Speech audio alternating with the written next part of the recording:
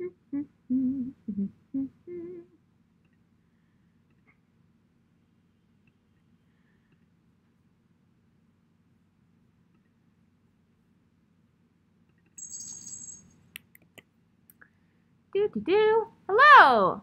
So today we're going to be opening the conversation to Patreons.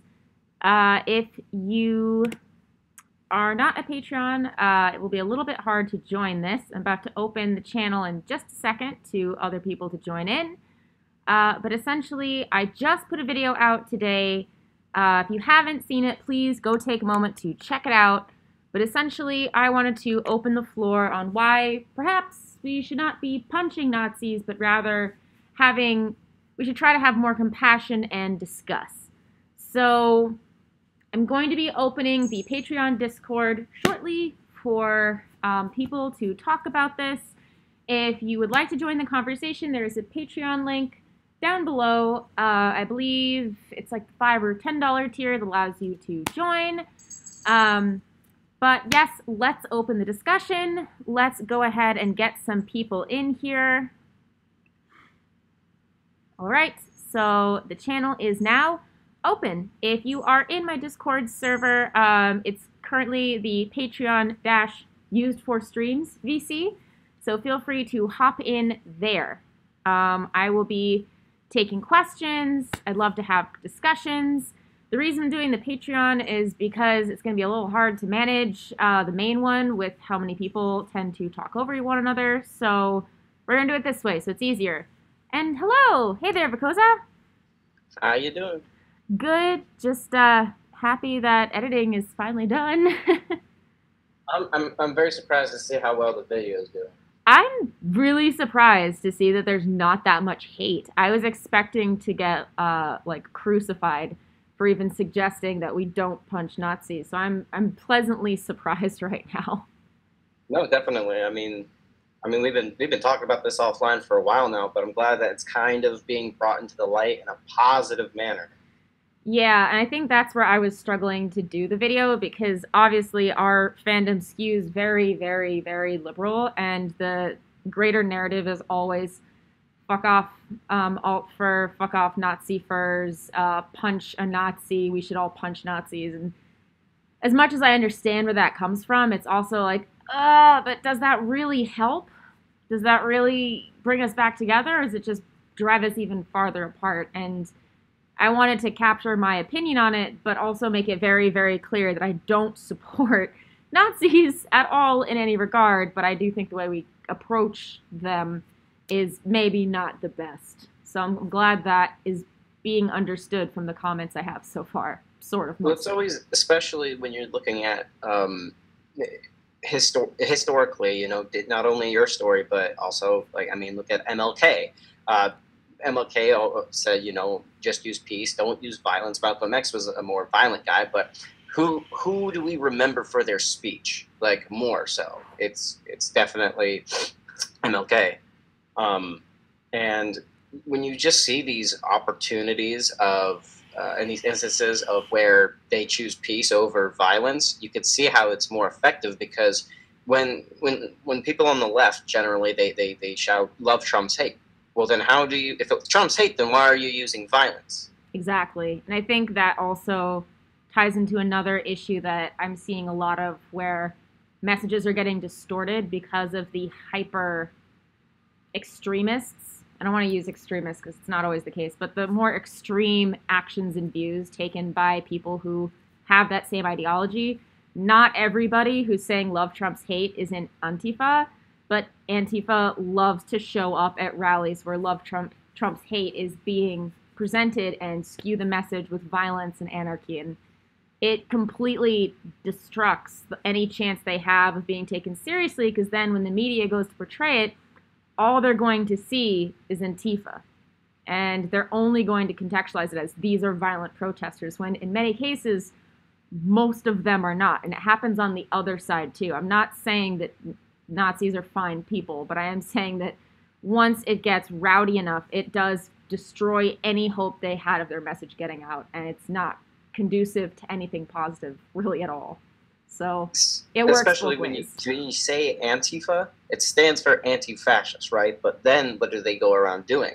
They go around silencing other viewpoints that don't align with theirs, and what ends up happening is they are becoming the fascists themselves by silencing viewpoints. I mean, like, think about it. If you're in Nazi Germany and you're like, well, maybe we shouldn't hurt black people, just as a thought, right? Yeah. And, I mean, you get taken away. You get taken away, you get killed, you get silenced. Like, the point of it is silence. So, you know, when you're looking at Antifa, just look at, like, how they're conducting themselves. They're conducting themselves in a very fascist manner. Yeah, and it's honestly not going to result in anything positive. In the same vein, you know, I can remember when Obama was in office, I think something was going on with Fox News, and I don't have the exact context of it, but someone said, you know, if you could shut off Fox News, would you? And I believe, don't quote me, his answer was no, because having like an equal presentation of ideas, no matter how flawed they may be, is kind of what makes America America. Everyone being able to have their own opinions, so long as it doesn't hurt others. And once you start silencing voices, then you start treading right back into fascist territory, and it's not pretty. It's a pretty short walk from, you know, one extreme to the other, and I don't think we want that either. And and just to kind of clarify, you know, none of us in here are, you know, supporters of, you know, white supremacy movements, and we're not Nazis or anything. So don't think. I mean, I'm in the damn Marine Corps. Like, I'm washing my gear right now. It's soaking in the tub. But so our viewpoints. We're not speaking from like a supremacist standpoint or anything. But yeah, when you're looking at you know, like, oh, should we take away Fox News? And then the other outlets, right?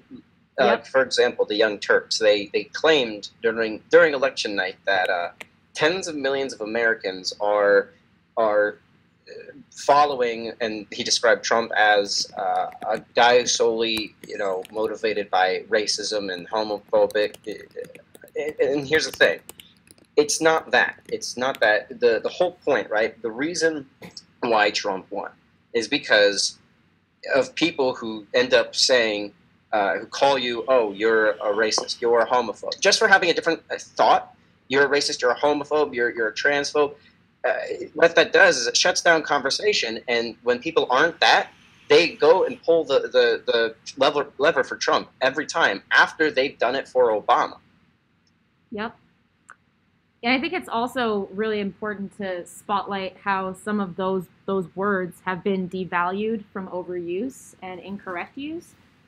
In the same way that it is genuinely infuriating to hear SJW used over and over and over again, in some cases with people who aren't really emblematic of like the Tumblr idea of SJW, it's equally misplaced when we talk about anyone we disagree with as a Nazi, with anyone we disagree with as a bigot or as a racist or as a sexist. Like, it has to be the correct definition for that word to have value anymore.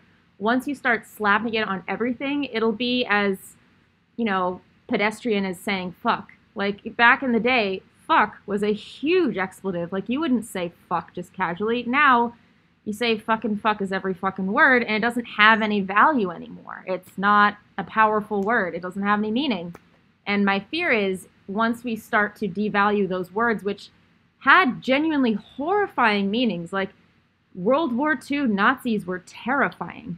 Once those get devalued, it's going to also devalue how we think about them and make it also devalues your argument, you know? Yeah, and it weakens your argument, and it also weakens the power it once had and like what that meaning originally was. So once you start to weaken them, it not only does your argument suffer, but, you know, the kind of how seriously we take them suffers too.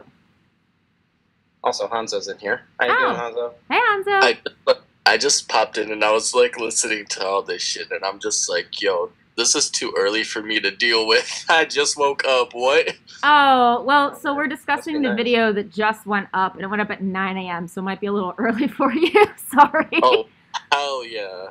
Yeah. Love it when videos go up early, you know? Well, that's what people have been watching. I mean, I noticed when I posted at 9 a.m. versus like midday or night, they get a little more views and a little more interesting discussions, so that's what I've been doing. But I'm gonna start doing that.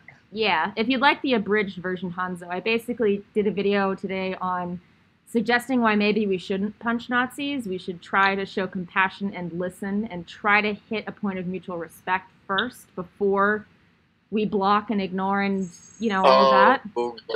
Oh, girl, you already know how this is going to end up. So here's the thing: it's not sympathize with a Nazi, right? It's not that. It's the fact of listening to their viewpoint, understanding where they're, because like maybe they had a different upbringing, you know, maybe an actual Nazi, right? Not just calling anybody who has a different viewpoint Nazi. But if you look to an actual Nazi and you listen to, like, maybe they had like a rough childhood, like they were bullied by a tiny fraction of black people, like just 3 black kids in their school got bullied them. And then, like, they learn of this Nazi party, and they're like, fuck yeah, like, that makes sense to me. And then they join. So then what happens is, when you discuss with that, like, they tell you your viewpoint, but without getting angry, you kind of tell them, well, hey, look, like, here's this, right? Here's this. You point to history. You point to how, you know, black people as a whole are not, you know, violent. They're not, you know, hateful of white people. It's not you versus them. It's that we're in this together, and you have to help them let go of that aggression. Because if you meet aggression with aggression, you're not going to get anywhere. Yeah. I mean, that's what the military is for, okay? But like for people, just to talk about things, like in general, kids, if you see a Nazi, don't punch them in the face. But if you want to, just lightly push them down, you know? Just give them a gentle shove. No, what I'd say, I mean, the other thing that many people forget is, you know, violence just begets violence. So if you're going to throw a fist, there's going to be a fist thrown back at you, and that's not a conversation. That's an argument. Unless you put them bitches to sleep. But, you know, I would... Hanzo, I would strongly recommend you watch the video so you understand where I'm coming from. No, I'm just fucking. I know. Fucking around. I know. I did see I did one time see a video of this Nazi, and then there was this other dude who just came out of nowhere and just like knocked the hell out of this dude. He just knocked a Nazi out cold. And I remember there was like hella fucking mixed reviews about it. Like people were like, "Yeah, bro, that guy is my hero. Whoever knocked out that Nazi." And then there was another party that went, "Why are we throwing hands? Like this is violent. This is unnecessarily violent." There's also another video out there of this Nazi went to some sort of rally with a whole bunch of black individuals and leftists in general. And I think there's people on the right there too. I can't exactly remember what this is. I could try to find it, but this Nazi just shows up, doesn't do anything. He's spat on, he's punched in the face. He's not doing anything. He's just standing there, kind of being like, "I'm a bastion for what I believe in." And then there was this black guy, and he there's like a couple news articles about this. He started hugging him. He's like, I love you. Why do you hate me? Why do you hate me? I love you." And then, like, at one point, the Nazi dude, like, started, like, silently crying, like, trying to hide it. And then he's like, "Why do you hate me?" And the Nazi guy goes, "I don't know." Yeah. And then that was the end of the article. But so, like, that's more powerful than punching somebody. Yeah, I linked 2 other videos in the description of the one that I posted. So Daryl Davis is just one example of compassion winning over someone in that party. There's also someone who started, I think, the local chapter of their clan who ended up losing pretty much everything, and then in losing everything, starting to realize that a lot of his ideas were unfounded. It was a lot of assumption, a lot of misinformation or lack of information, and it took, you know, being exposed to gay people, being exposed to black people, being exposed to Jewish people to be like, I might be wrong, and having those people basically highlight the hypocrisy of what he thought. And now he actually actively works to get people out of the Klan. And he doesn't just do Klan. He gets people out of jihadist movements. He gets people out of like Antifa movements, out of the Klan. he actively works to take people out of that place. And the way he does it is by leaning in and showing as much compassion as he can. And that was transformative. There's also a hilarious one of a guy who decided to make an alt-right profile, a black guy, and dive into the deep end of what these people thought, and then started to realize these are thinking smart people who just have misinformation thrown in their face and, you know, might just need to see the light. And that was pretty transformative to me, because if you go onto furry Twitter and you look at the conversation from the two sides, because let's be real, there's two, they're very pronounced, you'll see one side putting out block lists, and you'll see the other side talking in their forums and their discords and fighting on Twitter and then reaffirming their beliefs in their safe spaces. They both do, and then coming back and launching more, and it just seems like a trench fight, like in World War I think, and it just seems like they're just throwing bombs. It's kind of like watching two gangs go at it, except it's not two gangs at all. It's just a whole bunch of people on the internet, and yeah. What I likened it to, like I thought about this last night, is that there's two people, one person standing on the left side and one person standing on the right side. It doesn't matter. Just take politics out of it. I'm just saying left and right as a direction. Oh, yeah. Someone standing on the left, one guy standing on the right. And the guy, you can either, you have a stick and you have your hand. You can either offer your hand and bring the person closer if they choose to accept it, of course. Like, they don't have to accept that. But what happens is, if you use the stick, right, you hit them, they're going to back up a little bit and grab a bigger stick and then hit you. And then you're going to back up because you don't want to get hit, and then you grab a bigger stick, and then it just becomes you guys going farther to the left and farther to the right until it's radical. You see how that it drives instead of unites. So yeah, I mean, honestly, at the end of it, you're both just going to end up with bruises. You're not going to accomplish much. I mean, it sounds like I'm not going to make that joke. Never mind. Yeah. I'm holding myself back. I mean, someone in the comments did say only two sides, the libertarians. Yes, riddle of lightning, I understand, but how often... Oh, yeah, no, definitely, I'm libertarian. How often do you see people in that camp chiming in anymore? There's a very clear fear of, like, you know what, if I get involved, it's just going to start a fight, and I don't want to. And a lot of my friends who do identify that way don't want to get involved anymore because they know if they try to offer an opinion, it's going to be absolutely decimated by either a giant mob from the one side or a giant mob from the other, or both just going at them mercilessly while still arguing with one another. So I don't see a lot of them chiming in anymore. It's like the proof that you can see of this. There is a person that I follow. Again, I'm libertarian, but again, when it comes to rhetoric, I'm a little bit more conservative leaning.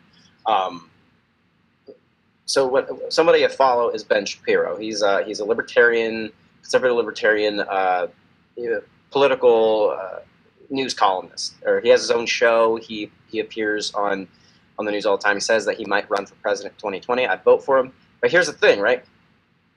People try to shut down his speeches. They call him a Nazi. At Berkeley, there was riots because he went to just go speak at a rally.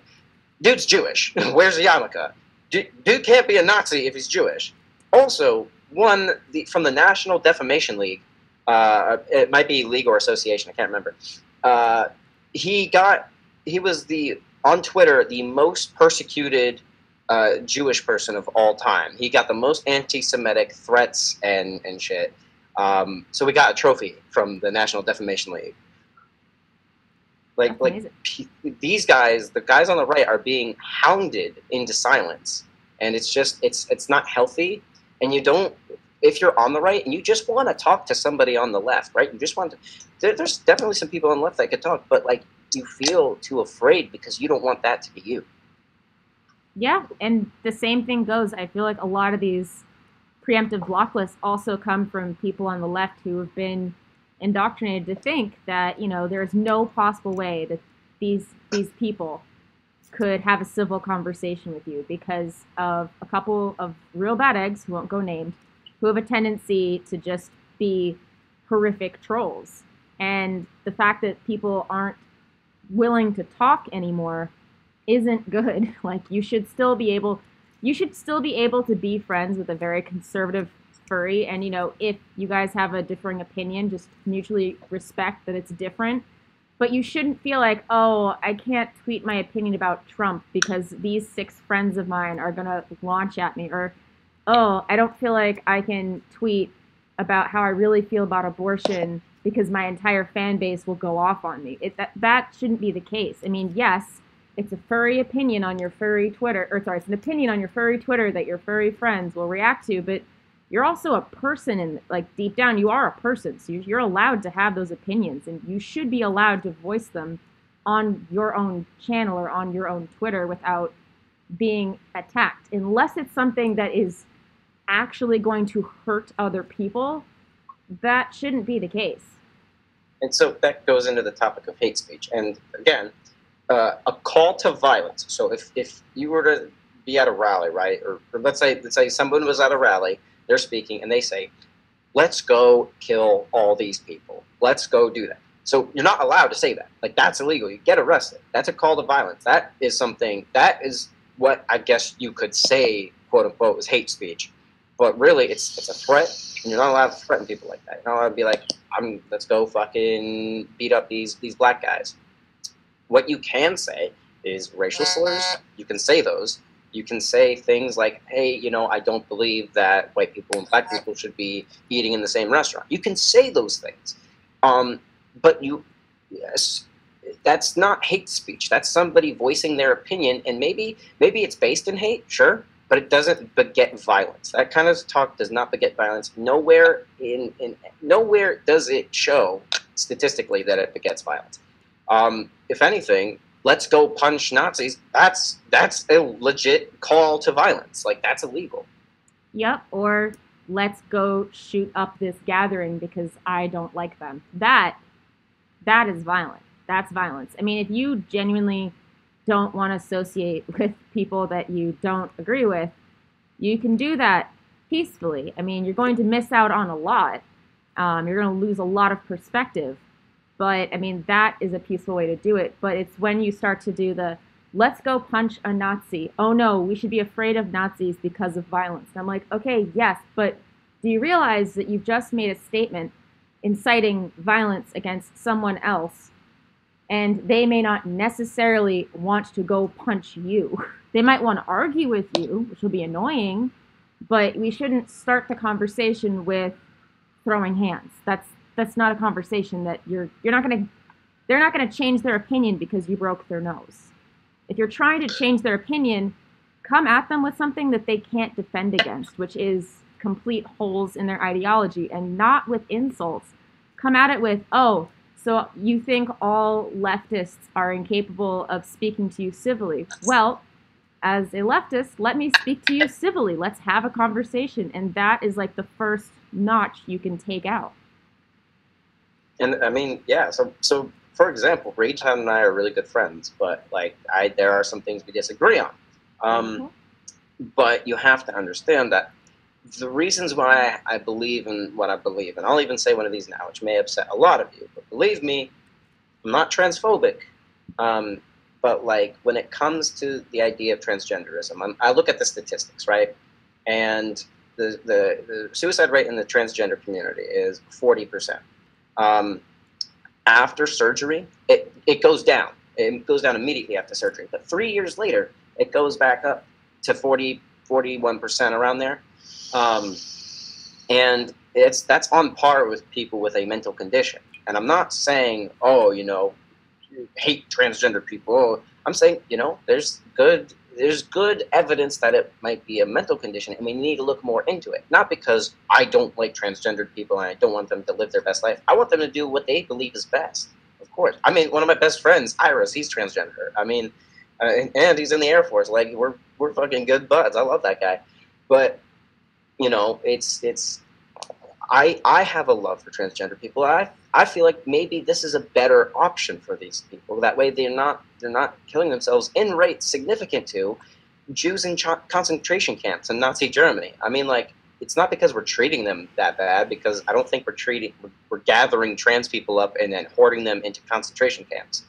But I believe that it's, you know, just something like like I have mental conditions, I have to deal with them, and some of them I can't necessarily cure. I have borderline personality disorder.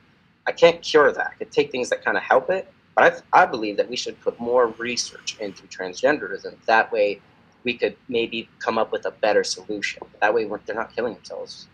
Yeah, and honestly, while that may sound to some people who are watching this like a very hateful view, it's not necessarily. I do think that there's evidence to support that, you know, there is a clear reason why that happens, and whether it's because it's a mental condition or, as you know, I've told you, it's because, you know, the way we've been taught to think about transgenderism has a lot of roots in hatred. Sometimes like that hatred gets passed down, and it's really, really hard for someone who's already trying to take a very big step in their life to do so when, you know, the history of how that's been viewed has not been positive, and they're just trying to live their life. It's entirely possible that, you know, suicide rates will go up because either the world's not ready to accept it because they still harbor, you know, that hatred that maybe has been brought down, like passed down from prior generations, their family. And like that also could be a factor, but I don't disagree that, you know, some research should be put into mental health, because whether it's a mental condition or it's some of the trauma that's coming from this, there should be more mental health resources for both cases, whichever it may be. And I don't think putting more research into it is a bad idea. Just like putting more research into why a lot of people on the LGBTQ spectrum do tend to have higher suicide rates, or, you know, the same reason we put like research into other like major issues in our country. It deserves more research and more information. And whether it's because of the reason you cited or the reason that I think it is, it doesn't matter. There should be more research regardless. Exactly, and you know, I'm not saying that what I'm saying is word, right? I'm just stating, hey, I see these statistics. I want to help out that community. I believe more research, and then I could be totally off base. In fact, one of the things that I wouldn't really mind being the truth is that people with who are transgender also have something else that's causing that. That need for suicide, because people with transgender also have many other mental health issues, right? Generally speaking, that's for most of them. And I'm not denying them their humanity. I want them to live the best life possible. And perhaps we find out, hey, there's something here in the brain that's going on that makes them want to, you know, commit suicide. You know, it's not right. But then you get, you know, some medicine made, some things done, and then they could be perfectly healthy being a transgender. But I'm saying that that's also a possibility. You know, we don't know. We need more research. Yeah, absolutely. And I feel like that's kind of the same approach we should take to any big issue in our country, whether it be this or radical political movements or anything like that. I think there needs to be more research and less yelling in most regards. Instead of having like a Twitter war with someone over like the there are two genders argument, which I think is the dumbest argument to get into on Twitter, because there's no way anyone's going to win. We're all going to end up pissed off. Maybe like take a step back and be like, all right, well, if I feel strongly about this, let's think about like why I think that way, and let's talk to the person in such a way that I can understand why they think that way, and maybe we can reach a mutual understanding of, all right, we don't agree, but we do have some commonalities in why we think what we think, which is what you and I have done. But the thing is, Exactly. Most people don't want to do that because that's hard. That takes work, takes a lot of effort.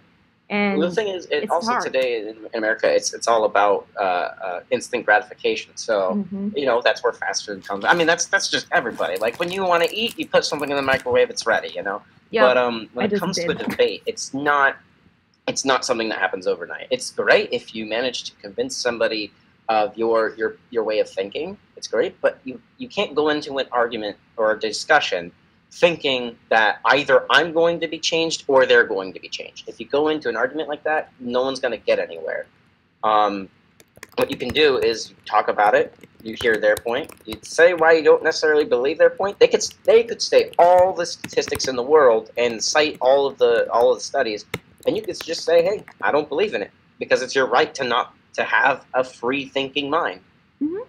I think one of the biggest examples of this, and I know not everybody's his biggest fan, but let's take Catholics. Catholics is anti-abortion. I am pro-choice. We really don't agree or see eye to eye whatsoever on that at all. Like, we really don't.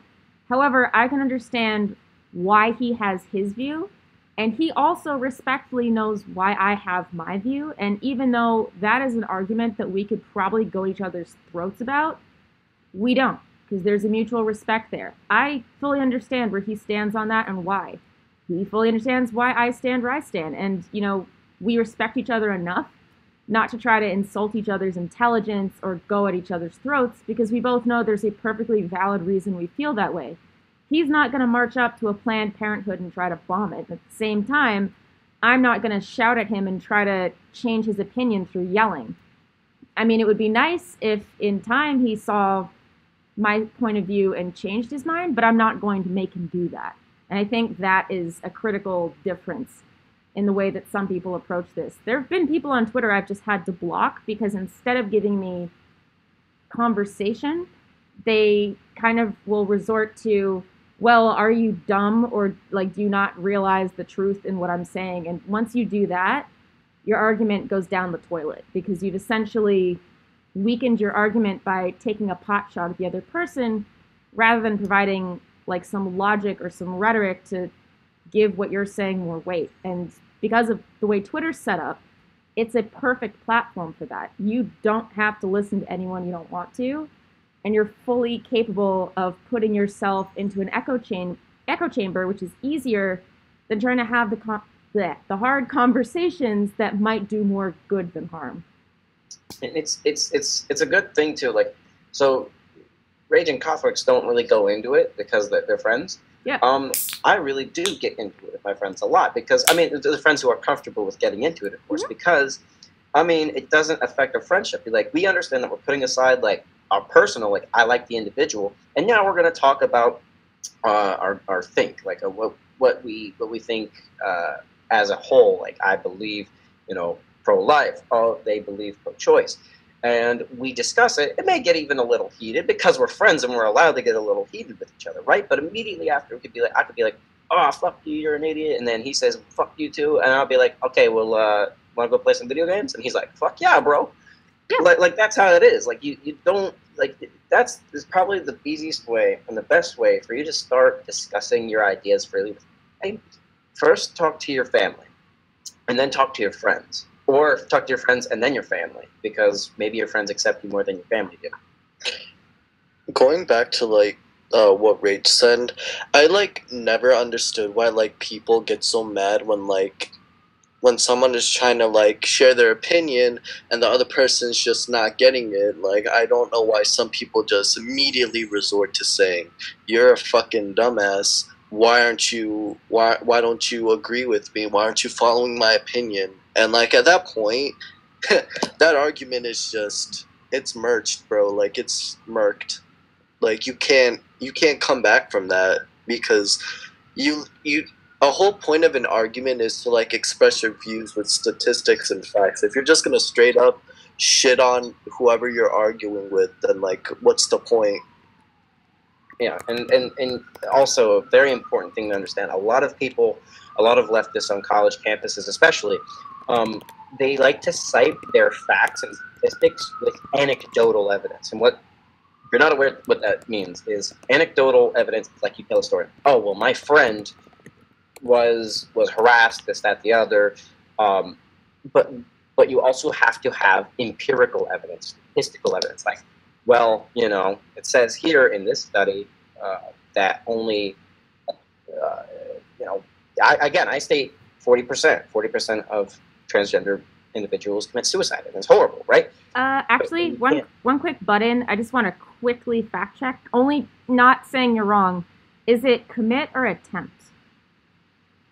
Might be attempt. I think it's attempt, and I think they were just dropped from the mental health list, but doesn't dampen your point. I just want to make sure that if we're dropping facts, it's right, because That's good. No, that's good. Yeah, Thank you for that. Again, I remember that's good. someone actually in my chat had the statistic on hand, so I quickly went and checked it. I believe it's attempts. So just want to make sure if we're popping facts up, I don't want to spread around false information. That's something totally.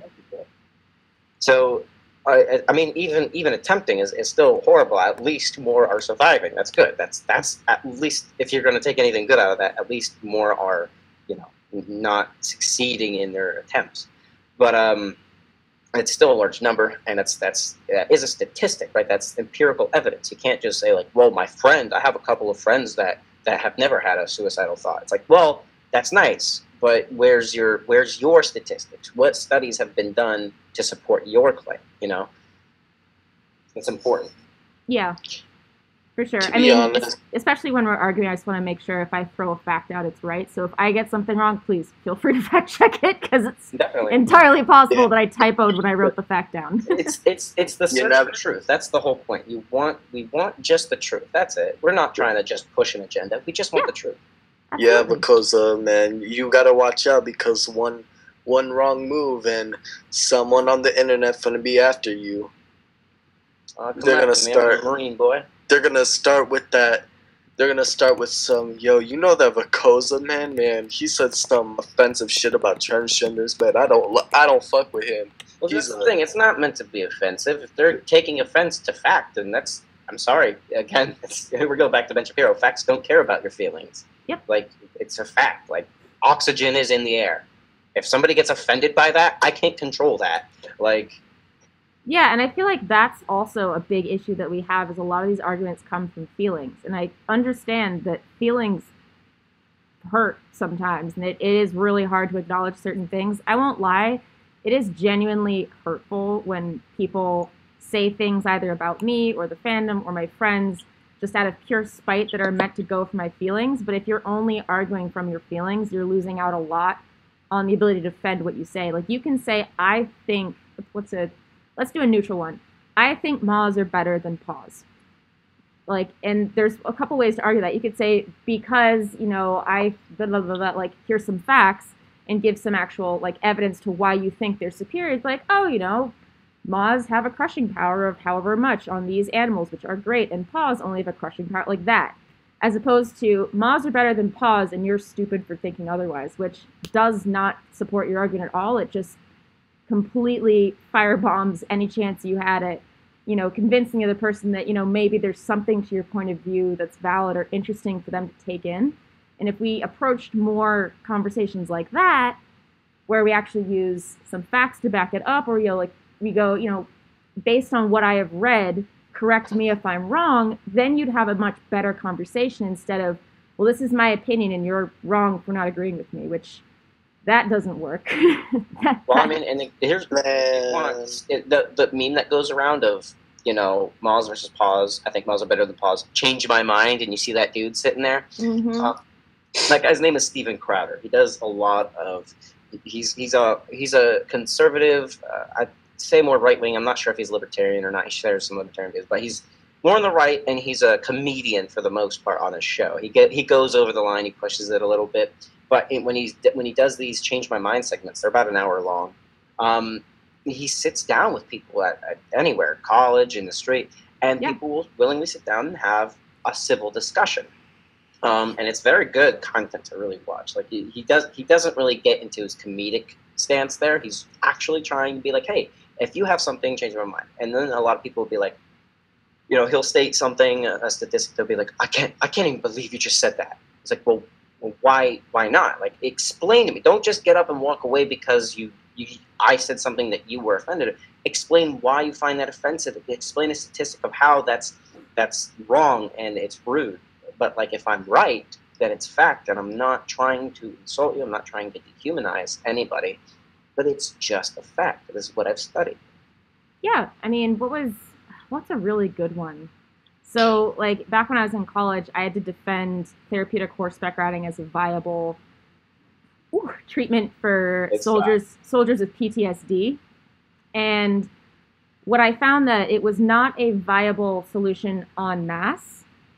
but in certain situations, it was able to succeed where other therapy wasn't. So I was like, you know what, if we're going by straight facts, yeah, it's not viable for everyone, but there are a certain group of people that do find it to be very therapeutic in combination with what they're already doing. So I think we should still try to maintain it for that reason. And while I didn't succeed in saying it was as a catch-all viable to be switched out with traditional, I was able to defend it so much that we continue to support the program because it was in combination with other therapies very effective for some people that weren't having as much success with what they were already doing. So it might not be for everyone, but in certain cases it does help. And while there was no statistic we could go off of because they don't really keep statistics for that, we were able to do some case studies with a couple of really amazing individuals who were open to trying it. And that was a really awesome program to be a part of. Now, if I had had that conversation on Twitter, I'm sure I would have gotten, well, that's dumb, it's just horses, as opposed to, okay, show me the evidence. Because they don't want the evidence. Once you have it, their opinions aren't going to matter much because you have evidence to support that maybe their opinions are unfounded or misguided. And that's also so like, and again, I think that I'm not sure. I don't. You haven't really told me too much about that. You had to make a speech about it, but yep, in school. I think that a good idea for that, right? Going back to statistics, is seeing how animals in general help out people with PTSD, because like you know that there's like service dogs and everything. Like I might even get one when I get out. Like I'm all fucked up, but but like it's more so I believe, and again sometimes very rarely statistics can't prove something, but like I think that's a more empirical evidence thing that you can try to use statistical evidence with. You'd be like, it only works 40% of the time, but look at this 40%. Go into an anecdotal, like this veteran had one of his legs blown off, but like, and he wanted to kill himself. But now that he developed a relationship with this horse, you know, he has the ability and has the drive to want to live and do something with a charity with horses or something like that. Like that's where you go into anecdotal evidence, and I think that would have been if you didn't do that, I think that would have been a good idea. I had a whole presentation on my old computer which bricked, but I can tell you I spent like 4 months and I worked with 4 different centers that did it, and I did take a survey, but unfortunately the survey wasn't conclusive, so I had to go into other studies. Because the survey, I just didn't get enough people. Like, a survey is only effective if you can get a good enough group. I had like 10 people take it. That's not enough input to really get a good, viable answer.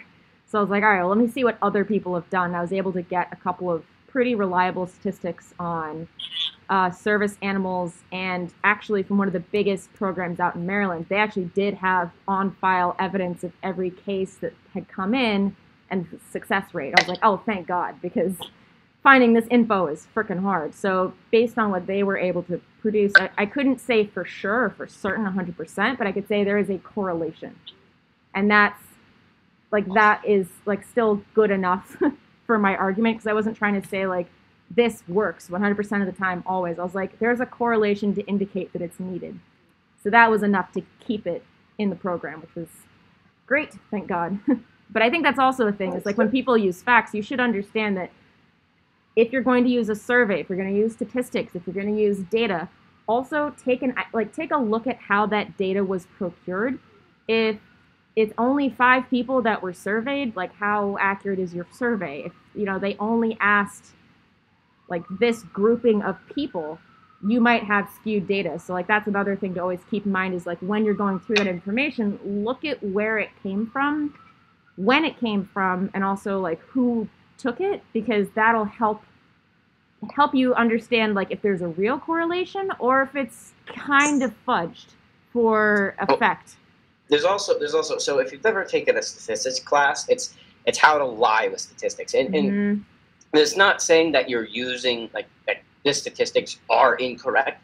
It's how you essentially show the statistics. So for example, the reason why I state that after surgery, the suicide attempts for transgenders goes down for 3 years, is because there was a study done, and it was correct. It was a properly done study. The person who did it was leftist, but also they have a history of doing factually correct studies, right? So it was a reliable source. So they only studied for 3 years, and they said, hey, it goes down. And I don't think they had any ill will towards, or like secret agenda, like, haha, we want to keep them under. Like, no, I think he's like, look, goes down. There's nothing wrong with it. Like, getting the surgery is good. But then there was another study done that does it for longer, gets it, out to 10 years, and it goes back to that 41% percentile. Yep. So it's not that the statistic is wrong either. I mean, definitely look into everything that Rach just said, but when you're looking at a statistic, see how, look at how it's being shown to you. Like, what's the time on it? Like, what's the maximum on the graph? So it's really how they're showing you the information. Yeah, presentation is key, and that's like not even. Oh, pardon me. That's not only exclusive to like statistics and arguments. Also, looking how information is presented in media, in different pieces of content that you consume is very, very critical as well.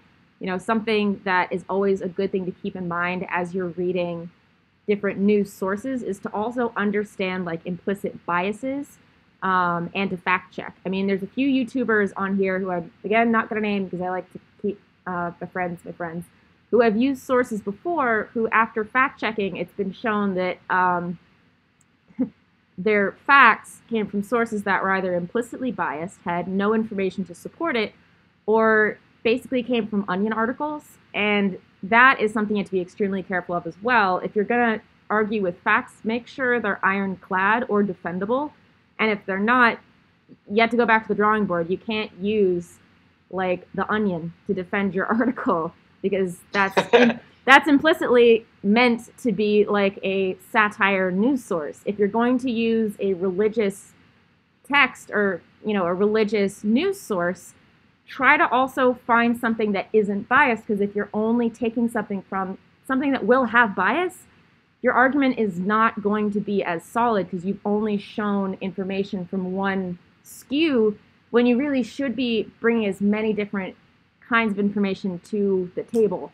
And that can also be extremely difficult to manage. I mean, what was interesting to me in watching the TED Talk with Theo is one of the key reasons this one military guy was so adamantly anti-Muslim was because he had literally never met a Muslim person before, ever in his life. So he was like, I want to go to the war to shoot Muslims because I hate Muslims and I think they're terrible. And he asked him, like, have you ever met one? And the guy said, no. So, like any sound-minded person, he took him to a falafel stand and introduced him to a Muslim person.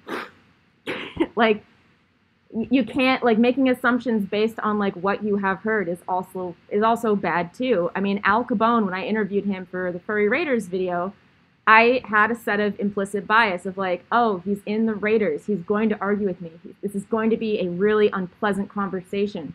And that was the dumbest thing I ever did, because when we actually started talking, he was very level-headed and wasn't trying to shut me up or shut me down or tell me that I was wrong. He was genuinely interested in hearing why I thought the way I did.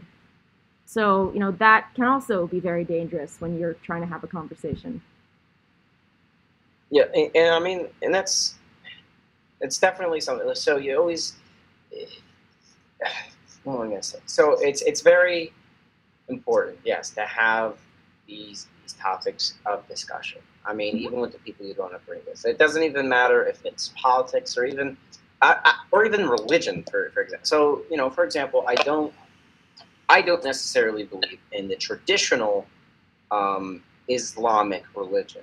I mean, I'm not saying I don't believe that it isn't true. I'm just saying that the people who practice it, like traditionally, it's a very sexist religion. Like the women have to wear the burqa, cover themselves up. They're not allowed to show their face. They're not allowed to work. They have to be home with the man. and the man could beat on his wife. There are Reformed Muslims, however, in America that don't necessarily believe in all that, but they like to do the 5 times a day. They like to pray. They like to go to their mosque. That's fine. I'm fine with that. Mm-hmm. The traditional Islamic. I mean, I've been on deployment. I've seen how it works. Mm-hmm. It's not pretty. But like, I mean, even in religion. So when I debate religion, right, one of the things I do, like, for example, I'll ask Rach, you believe in Caesar, right? In which one? Caesar. Yes. Like the Roman Caesar. Mm-hmm. Do you know how we know that Caesar existed? Ancient history was not my strong suit. I believe probably it came from religious text, if I had to guess. Wrong. Actually, it's so whenever there's a text, religious or not, it's called a manifest. I believe it's called. Okay. Forgive me if I'm wrong. It starts with M. I believe it's manifest. Mm-hmm. So when you look at Caesar, the reason why we know Caesar existed in his wars and everything, there's manuscripts. Sorry, I don't know why I said that. Manuscripts. So there's 10 manuscripts on Caesar that all talk about his war, his life, and just from those 10, we believe Caesar existed. And there's people with even more. Like, something that we know is fiction comes from Homer, the Odyssey. I believe that has. I believe that may have, I think, maybe 24 or 30. I can't remember which one I'm thinking about. But, it's in the under the 100 level, right? Mm-hmm. But then when we look towards the Bible, both including religious and non-religious manuscripts, there's over 34,000 manuscripts on the Bible. So, that's why people say that they believe Jesus existed as a person. And like that just helps me bring fact to what is faith. I can't necessarily prove that God exists and that the Catholic religion exists, but neither can any of my debating opponents disprove the fact that he rose from the dead. There's many practices, many different things.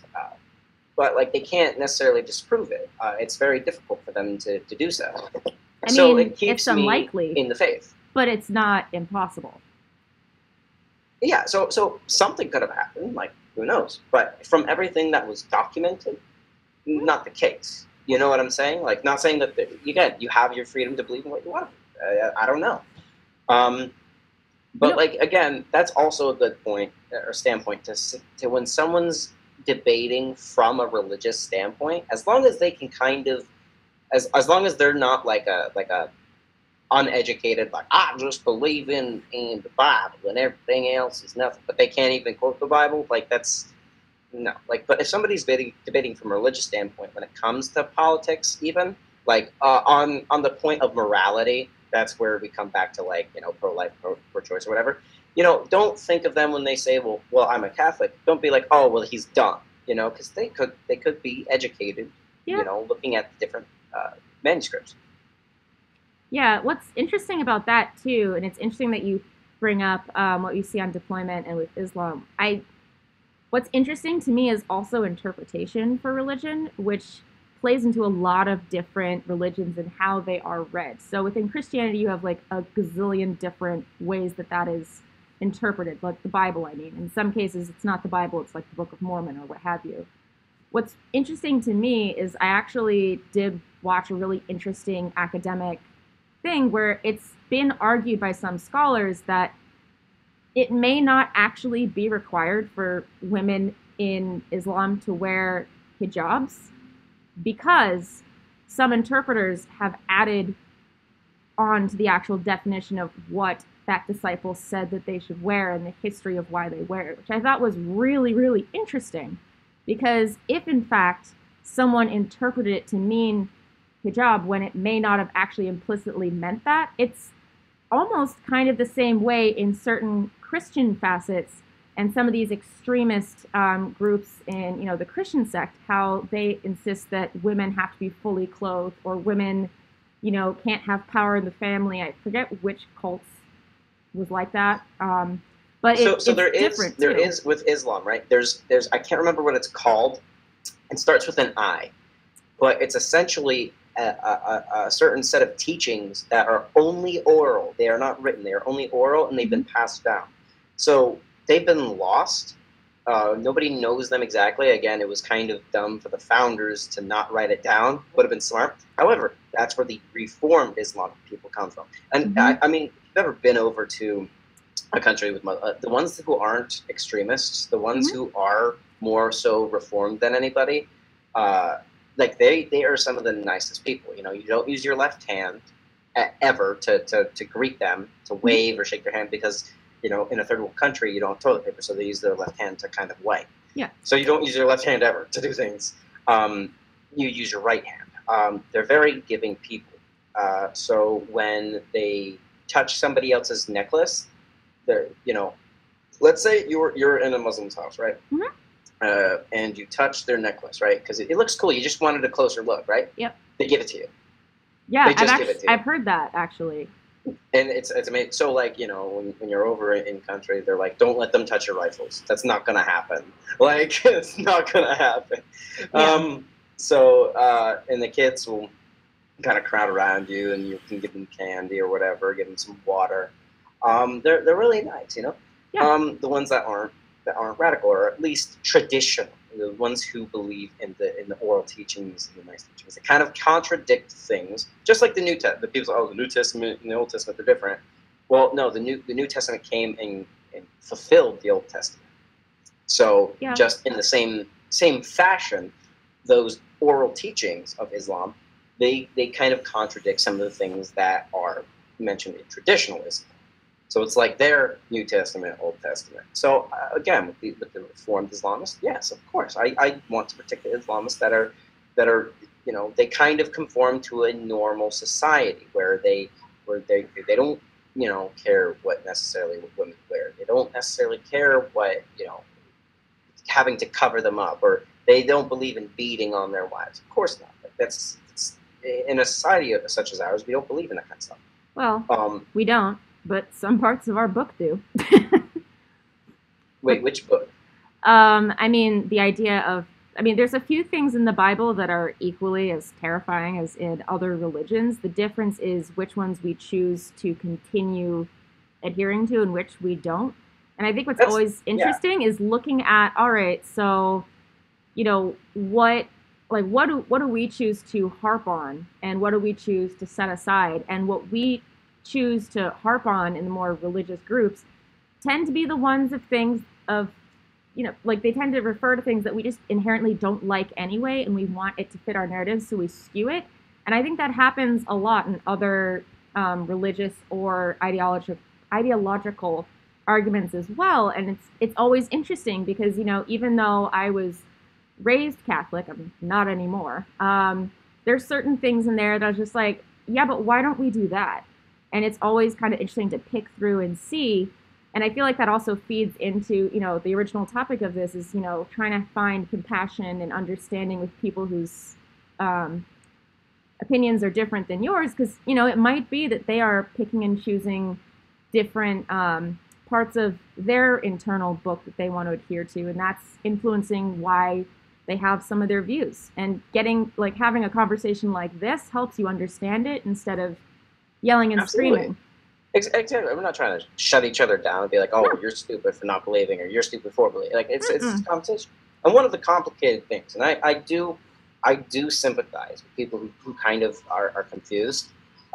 Yes, by the way, Ray Chanda is still plugging her DAKIs. Yeah.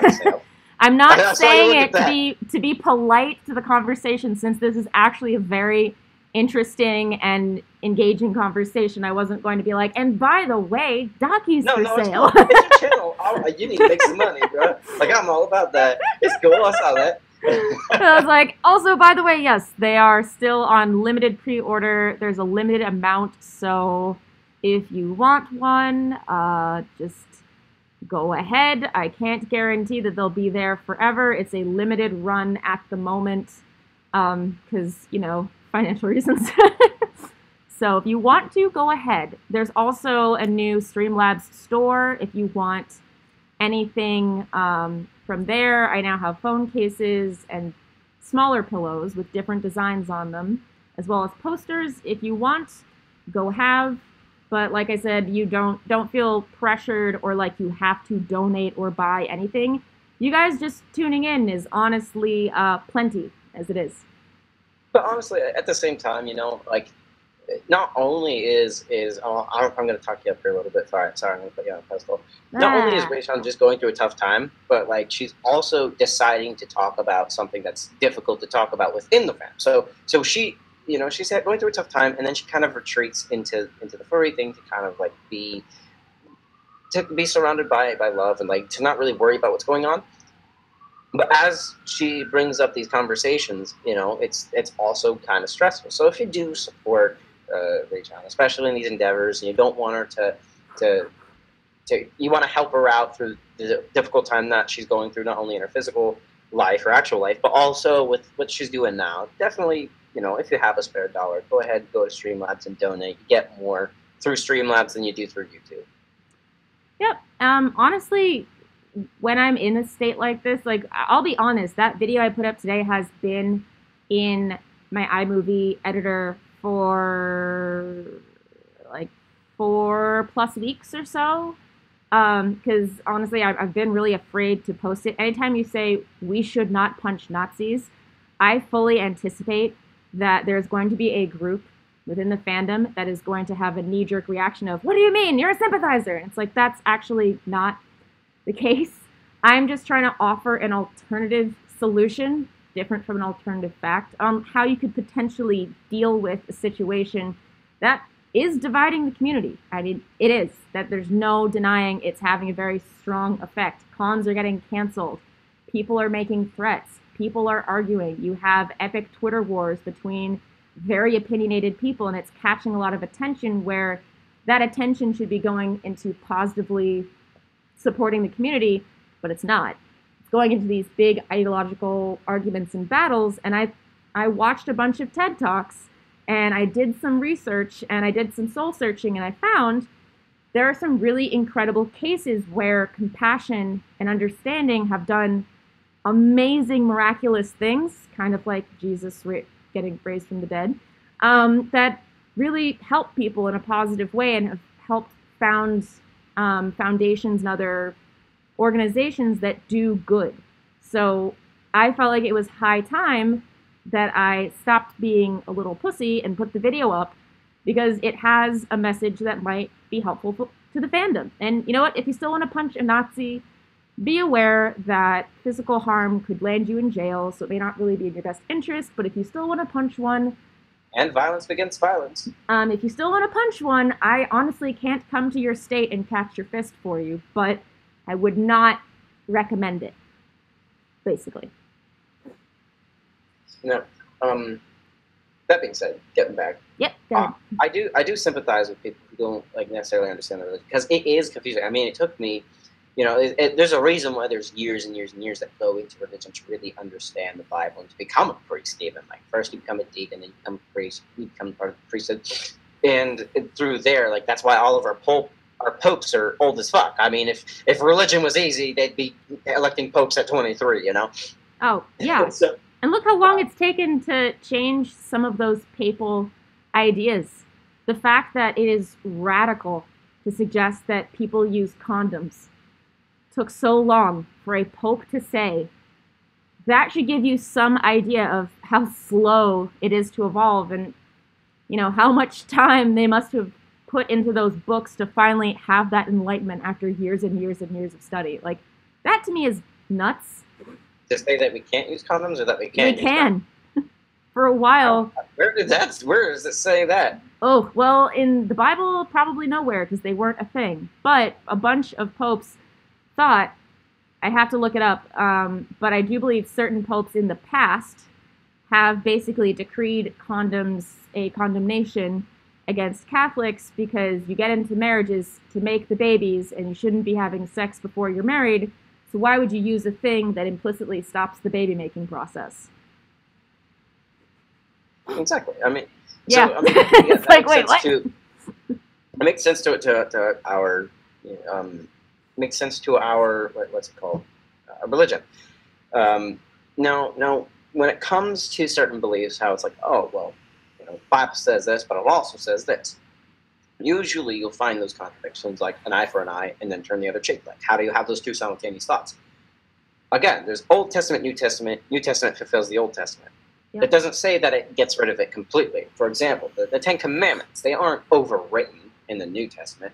What is essentially done, right, in the New Testament is that it makes certain things okay, and that you don't have to do certain things. So, for example, for sins, if you commit a sin, Christ, like I'll even do this. I'll phrase this in a way that people can understand, as long as they understand how court and law works, right? You commit a sin. Sin is equal to a crime, right? You commit a sin, your sentence is eternal punishment, right? Yep. Eternal punishment in hell, damnation, all the hellfire, brimstone, yada yada yada. Yep. And you have to pay for that with your life. However, back in the day, what you would do is you would forgive your sins by sacrificing a goat. You would spill the blood of a goat, it'd be a sacrifice. It seems pretty tribal. Sacrifice, the blood of the goat is spilled, and then God is satiated, your sins are forgiven, da-da-da. The price has been paid, right? Somebody came to court, was like, hey, I'm going to pay for that sin, right? Then you commit another sin, so you got to sacrifice another goat. Yep. A lot of goats going dead, right? You sin a whole bunch, you sacrifice one goat, all those that you already did have been forgiven, so on and so forth, right? Yep. So that's how it did in the past. So in the past, like something that a good, honest man would do would be to stone. Oh, hey, Inverno. A good, honest man would stone a woman to death for adultery, right? But as Jesus came about, so as we started getting into the New Testament, everybody's like, she's an adulterer. She has to be stoned, right? Yeah. They're following the Bible, or at that time, the Torah, because that's a Jewish thing. Mm-hmm. First 5 books of the Bible, if people didn't know, the first 5 books of the Old Testament are the Torah, the Jewish religion. Yep. So, Jesus says, well, he who has not sinned may cast the first stone. And they're like, this guy is fucking blasphemous. Like, they didn't like him. Jews did not like Jesus at all, whatsoever. Like, he was flipping everything on its head. So essentially what happens, right, this is why I believe in the Lord and everything. One, it's very difficult to prove, especially with not only the Roman tradition, the Jewish tradition, and just different theories that Jesus rose from the dead. Like, people have different ideas, like, oh, the body was moved, but those are disproven easily. Now, when it comes to what the implications are in court, right, this changes up the game, right? Yep. So now, again, the 10 Commandments aren't gone or anything. There's a lot that isn't gone, but sacrificing a goat, stoning one, so now it's all about forgiveness, turning the other cheek. Mm-hmm. But it's well, how do you just come in and say that and then everything's good? No. So Jesus, right, he had to sacrifice himself on the cross for us. It's well, why did he do that? Right? Oh, because he loves us. Well, what does that do? What if I don't love him? What if I don't care? So you're in court. You did sins, and you're going to commit sins. Yeah. And what ends up happening is the judge is like, all right, I'm sentencing you to eternal damnation. But if somebody comes in and pays for your life sentence, right? Mm-hmm. Pays for your life sentence, what happens? Judge is like, well, sentence has already been paid, right? The price has been paid. You're free to go. So, that's the legal implications, right? So the only way for you to not live in hell with our current lifestyles, I'd say, is the fact that Jesus came in. He's like, hey, I'm going to pay for them because I have lived without sin, but I'm going to still spill my blood for them, my life for theirs. So it took a perfect being to sacrifice himself for everybody, so that every price has been paid. No more goats get sacrificed, everything. The blood of the God instead of a goat, it might be sheep. Goat, sheep, same thing. Exactly. You don't have to sacrifice any more blood because the blood of a God has been sacrificed. So that was the legal ramification. So, when I'm like, it's difficult, my thought process as a person, right? Mm-hmm. I look at, well, it's hard to prove that the body of Jesus wasn't risen. Because if the Romans were hiding it, they'd expose it. Jews knew about it, they'd also expose it, but they wouldn't do it because they don't move bodies after 3 days. There's a whole bunch of different traditions that went on in time. It's like, I can't necessarily see the fact that they moved it or that they hid it. From what documents say, even those that aren't religious, they were raised from the fucking dead.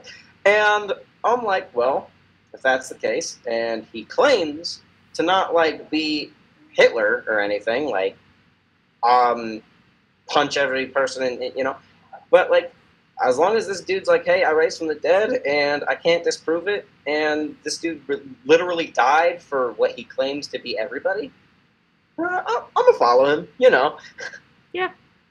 I mean, I but think that's my opinion. Yeah. And that's an opinion. And, I was raised Christian, but I obviously have left. So there's a few things that I disagree with. I mean, I think it is scientifically improbable that he was raised from the dead. I think it's scientifically improbable you could turn water into wine.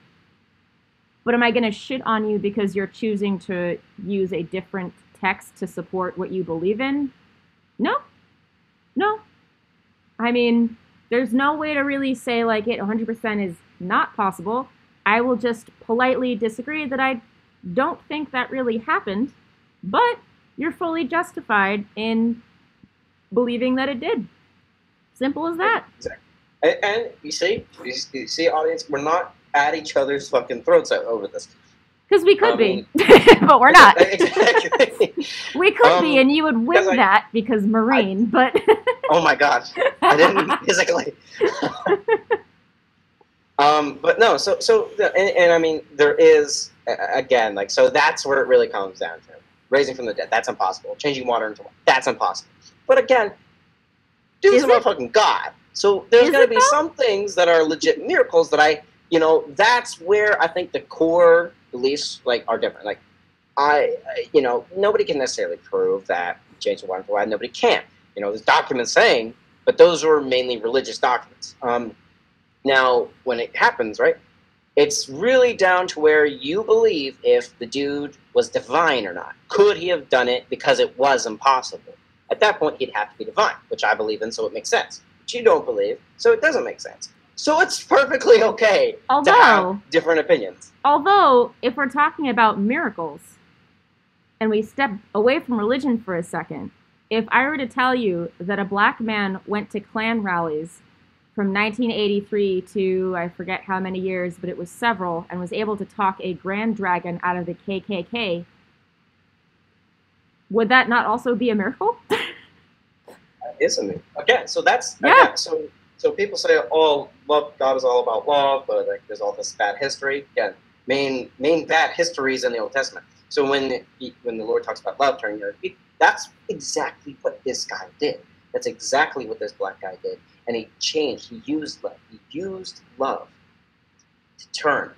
He used love to turn a grand dragon. Which, by the way, I guess the KKK got to give them props for naming nomenclatures, because grand dragon sounds pretty awesome no matter what you are. Just kind of saying, at least they have a certain style, Not saying that any of their ideologies are good. No, their ideology in the general fashion is kind of shit. No, but exactly, really, they look like those. Whatever. Yeah.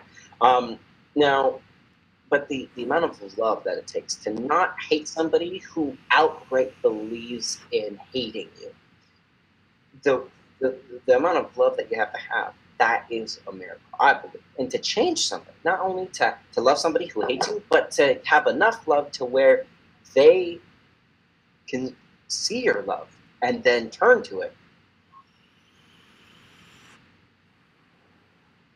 Yeah, I mean, it's, to me, that is such an exemplification of something that if you told me and didn't have any evidence of it, I would say that is impossible. There's no way that would ever happen. Are you kidding me? They would have killed the guy. Incidentally, the first time Daryl and that guy Roger met, apparently one of them almost died because of a misunderstanding. I believe in his TED Talk he said in the motel they were in, the secretary had put ice in a cooler to cool off some sodas that they were going to drink. and the ice melted and it made like a clank sound, and the bodyguard of this guy almost shot Daryl because he thought he was about to pull a gun. And in that moment, they both realized that they had made such huge assumptions about one another that they almost committed something completely idiotic over a misunderstanding. And that was kind of like a shell shock to me. It's like, wow, you literally almost died because of misunderstanding. That's insane. And not only that, you doubled down and put in the effort and time to befriend this guy, even though he hated literally everything about you. And in the end, through compassion and hard work, you were able to take him out of one of the most notorious hate groups in American history. That's, I mean, if he hasn't gotten a Nobel Peace Prize by now, he fucking should. But that's crazy. Actually, that brings up a highly good point. Because think about this, right? Think about it from that Grand Dragon's perspective, right? Yeah. So you're a Grand Dragon. You're already widely accepted in the community that you're in.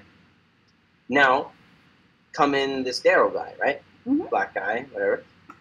You didn't want to burn him or put a fire cross outside his house. You invite him to rallies. You take pictures with him, shaking his hand. Imagine the lashback that Grand Dragon had from amongst his peers, the people that he believed in so much. Imagine the lashback that he got.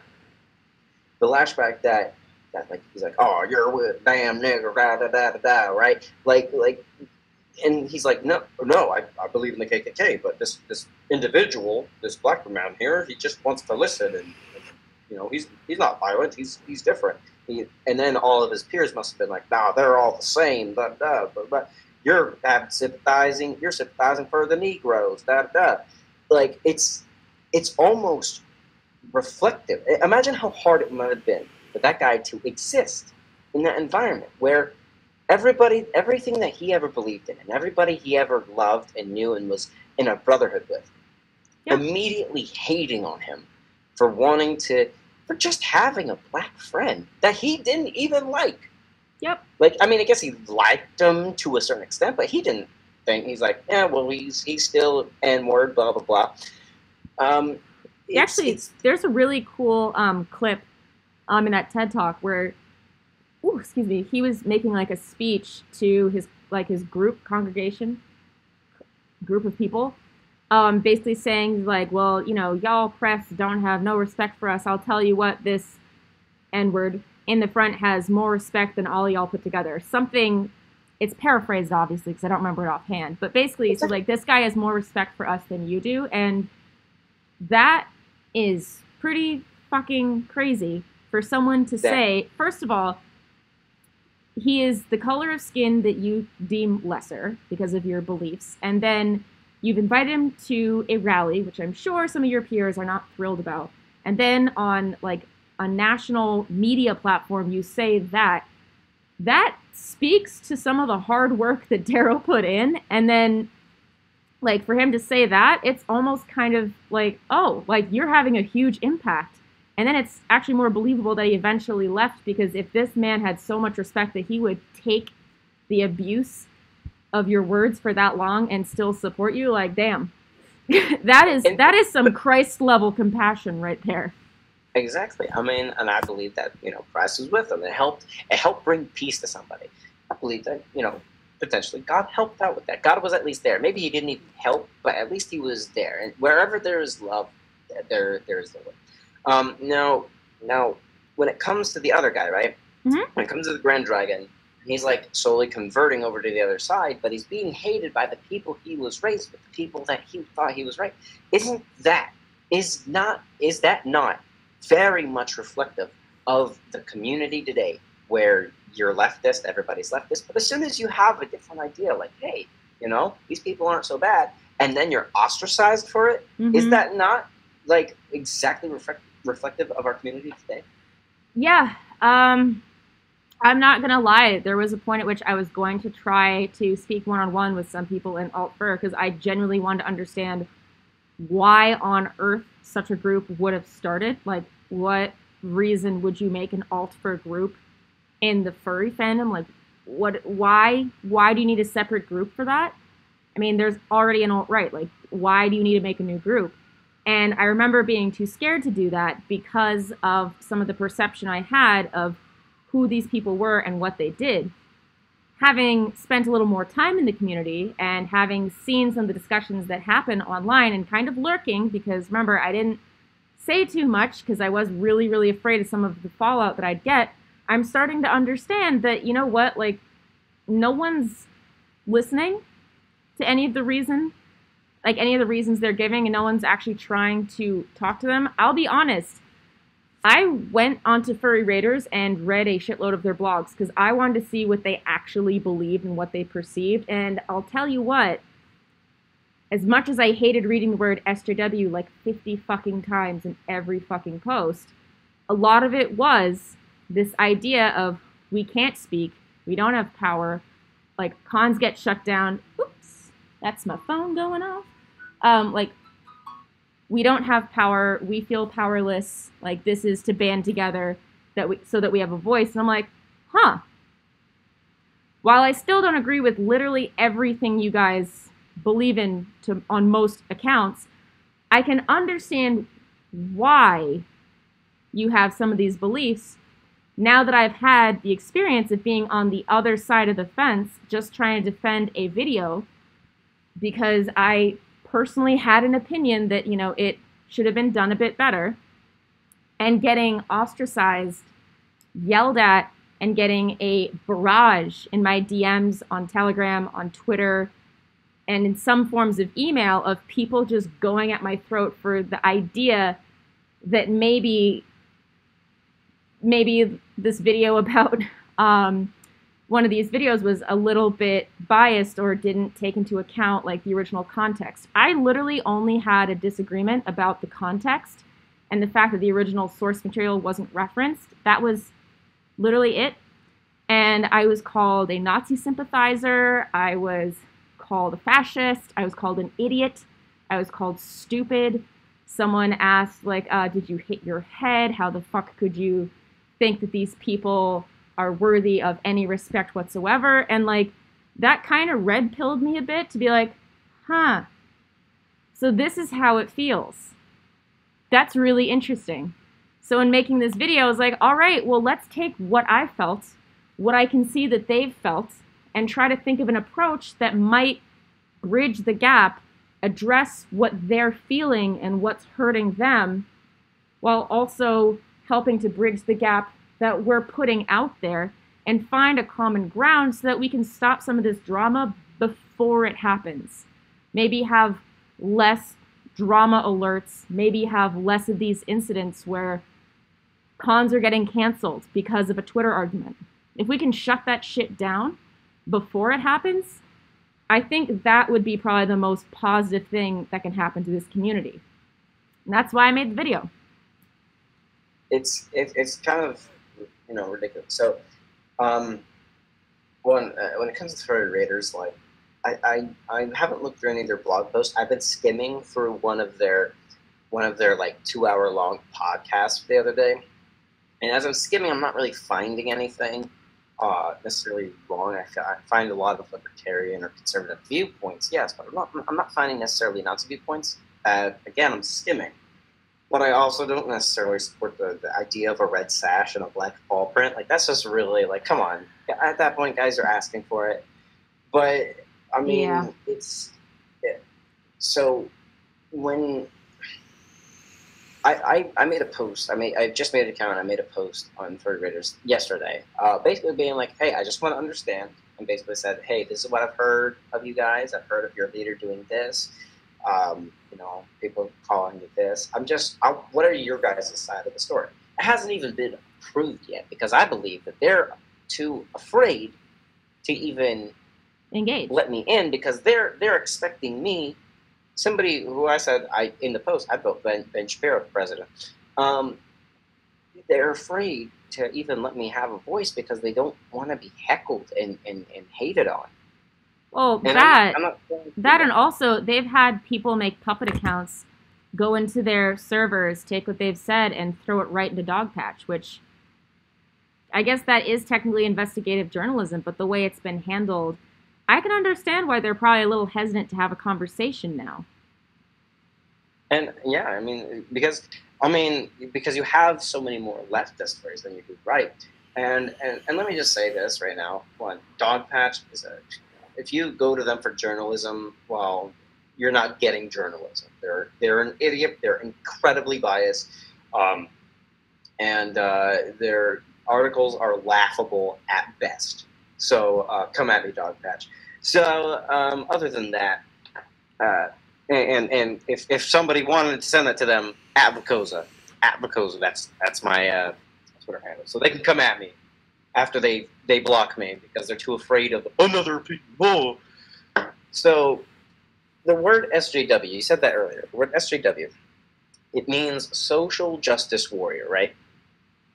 So I don't necessarily like the term social justice warrior because then it kind of parodies what it actually is, which is somebody who generally fights for social justice. We have to break down the term. What does social justice mean? Social justice means that you are what do you call a drive? You fight for a group identity. You fight for the justice of the whole, right? So, if one black person is killed in the street, right, wrongfully, yep, a social justice warrior will say, well, we need to, everybody needs to have this, all the police are bad. Is that the other? Because of all the statistics, right? So there's social justice and there's individual justice. What individual justice is, it looks at the context. It looks at everything regardless of color. It's colorblind. You look at it and then you say, hey, well, that cop didn't do something right. He was wrong. He gunned down a black man. Running away from him, shouldn't have gunned him down. Should have, chased after, arrested, because there was no point in using lethal force. That cop, him, he's bad. We need, as a society, right, to get that individual punished. We need to band together to protest just a leave of absence or a paid suspension or whatever, right? We need to, as a society, for that individual, we want to show our support of him being fired, possibly arrested. Yep. So social justice, they talk about blacks as a whole, they talk about Asians as a whole, they talk about groups of people instead of the individual. A social justice warrior, for lack of a better term, as everybody just knows them as SJWs, right? I understand where the term comes from. I don't like the term, it kind of parodies it, but yeah, I don't like what it's become. Yeah, but a social justice warrior or individual that is for social justice will group people. They'll be like, well, all blacks are they don't have privilege, all Asians, they're smart and we need to lower their SAT scores, which is true, ladies and gentlemen. Okay, easy there. No, I'm saying so they heighten, so they don't lower the SAT scores, but they heighten the bar for certain colleges heighten the bar for Asian people to be admitted. And so there's a race. So that's why on an SAT, you check what race you are.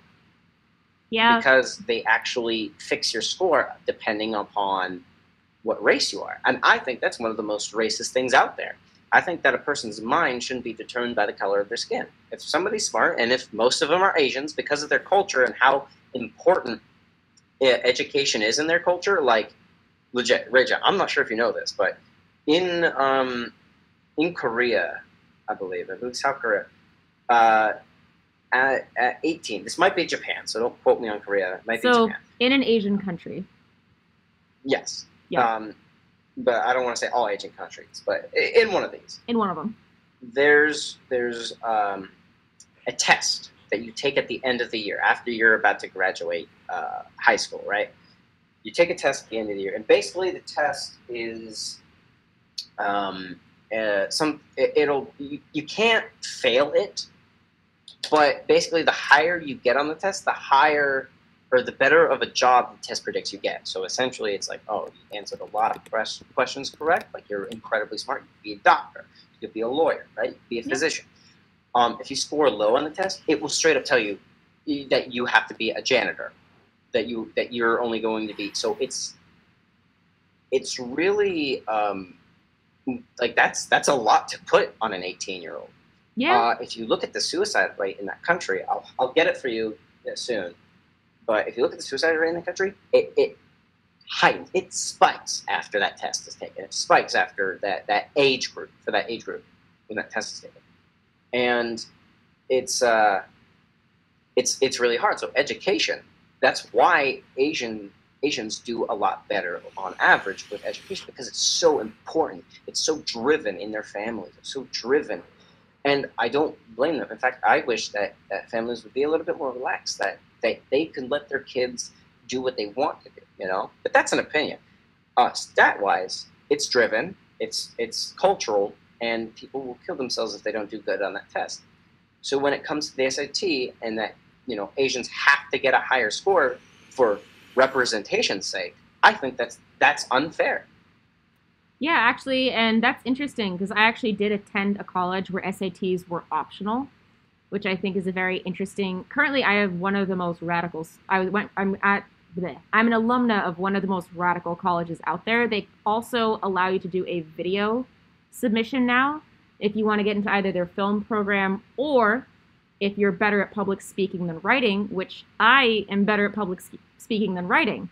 So I definitely. probably would have benefited from that. But you know, what they're doing now is they're actually trying to see, you know, like, where do you excel and how can we grow that? Not, you need to hit this standard in order to do well. And I think a lot of traditional universities and colleges are set up in the old factory system where what they were training you to do was a repetitive process, and you need to know steps 1, 2, and 3, and it was basically oriented like the old factories that children used to work in, because that was what they were essentially training you for when they were initially, you know, set up. That's the setup they had. It hasn't been revised in years, which is why, you know, when I say it's very, very important to get an education, I'm not necessarily saying college, master's degree, that whole route, unless you want to be in a very specialized profession like doctor. If you're a doctor, you have to do it. Right? I mean, even doctor is difficult, I'm not going to lie, but it's very difficult to just get a degree in today's college and to expect that you'll get a job, because everybody's like, oh, you need to go to college to get a job, right? You go to college, you can gain massive debt, but in today's society, no, it's they want people with experience. Yep. So that's why there's trade schools. You go to a trade school, you get experience, you get on the job, quote unquote on the job training. You're not hired yet, but they teach you how to do the job and you do it. It's not just, you know, paper and pencil. Mm-hmm. And I mean, this is why, I mean, and this is where I support a biological difference between men and women, right? So women tend to do better in school than men, because school is a very, you know, it's an environment where you sit down, you listen, and then you write, and then you learn, and then you can discuss, of course, yes. And we're having a really nice discussion right now. Do you have a statistic for it? I'm just curious.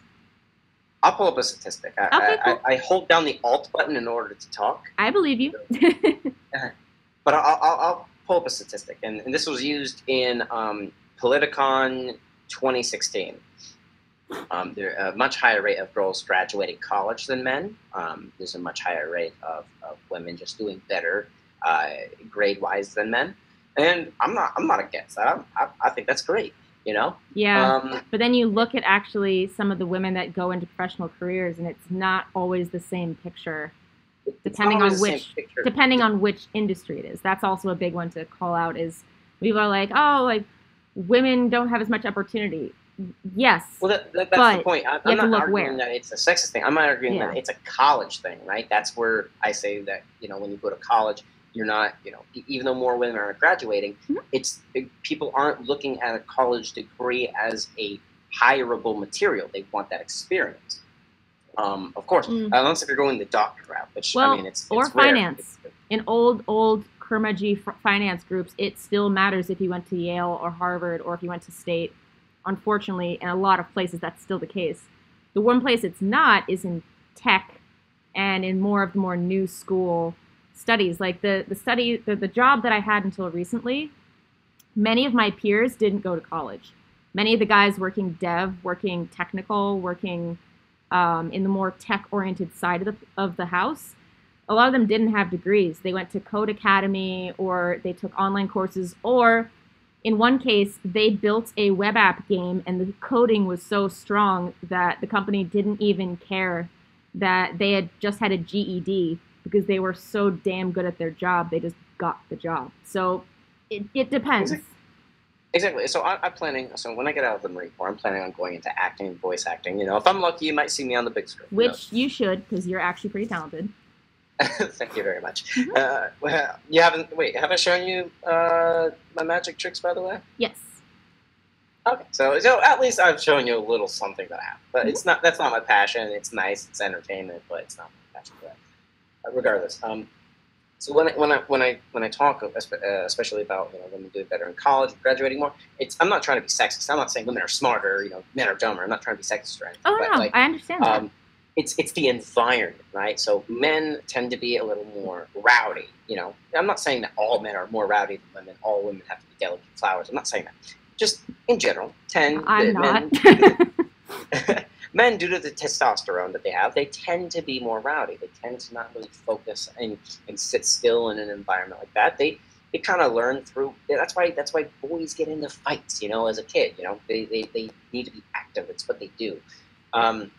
Also, a lot of people are asking you for a cooldown on the chat to be removed. It just was. Okay, there we go. But it's why there's a lot of boys. That's why they say boys will be boys, because it's they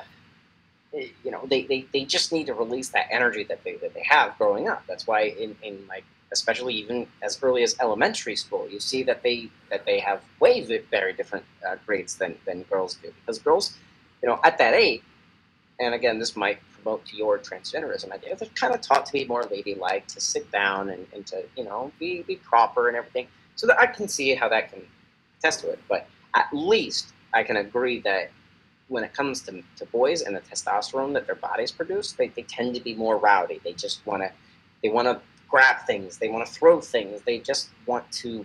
I'm not saying that all boys are like that, but mostly that's generally how they are. So if you have an environment that's more active, more hands-on, for example, a trade school, you'll see a lot of men doing better there. Not compared to women. But you'll see a lot of more men doing better in a trade school than in a college, where they sit down, they listen to a professor, which is really interesting. See, I would disagree slightly with that, because it also depends on the type of college and the type of field and exactly what you're doing. Oh yeah, I wouldn't say. I'm talking about gen eds, right? So when you're learning the job. So we're barring just clarify, IVs. So when it comes to math and science and everything. Yeah, see, because one of the things that I think also factors into that is also the way that gender plays into how you're taught in general, and also in the style that you're taught. So I went to public school, and my best friend went to private. And one of the key differences that I noticed is, depending on the generation of certain teachers, the classrooms would be taught differently. So if you had an older generation teacher who still believed in the boys will be boys, which I still think is a problematic statement for certain circumstances, they would, reward the more vocal people in the class, and there would tend to be this idea that maybe some of the boys that couldn't focus, either from testosterone or ADD, they would be labeled as rowdy and, would be sent from the class more often, as opposed to some of the females who, would tend to act more shy, because there would be this perception of, if you always had your hand up and you're always answering the question, you're being a know-it-all or a snob or a bitch, as opposed to the guy that did it, who, they would tend to be favored more. Now, if you had a more new age teacher, the way the class was taught was incredibly different, notably different. It would be a bit more egalitarian.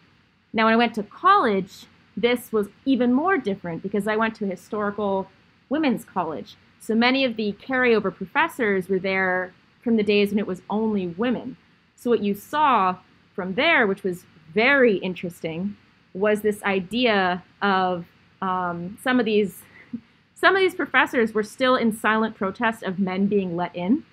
So you'd have the guys in class that were, kind of joshing around, pretty much immediately being told to be silent instead of, asking them a question or trying to get them back on the lesson plan.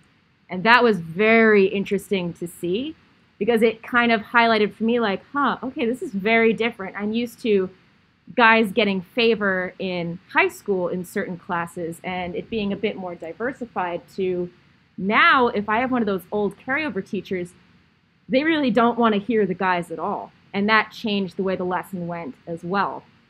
And I'd also argue that, like, while we could put gender into that, it's also important to note that also how you learn affects some of that as well. So I, for instance, did terribly in school because I'm a visual learner.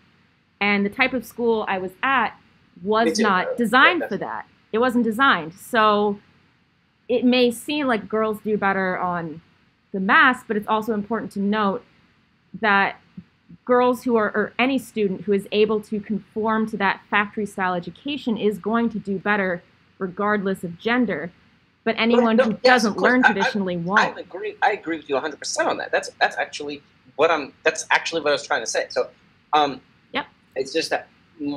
So you are more a visual learner, just like me, right? Mm-hmm. I'm not saying that all women. I'm just saying that. So, and it also depends on the environment. I'm talking about.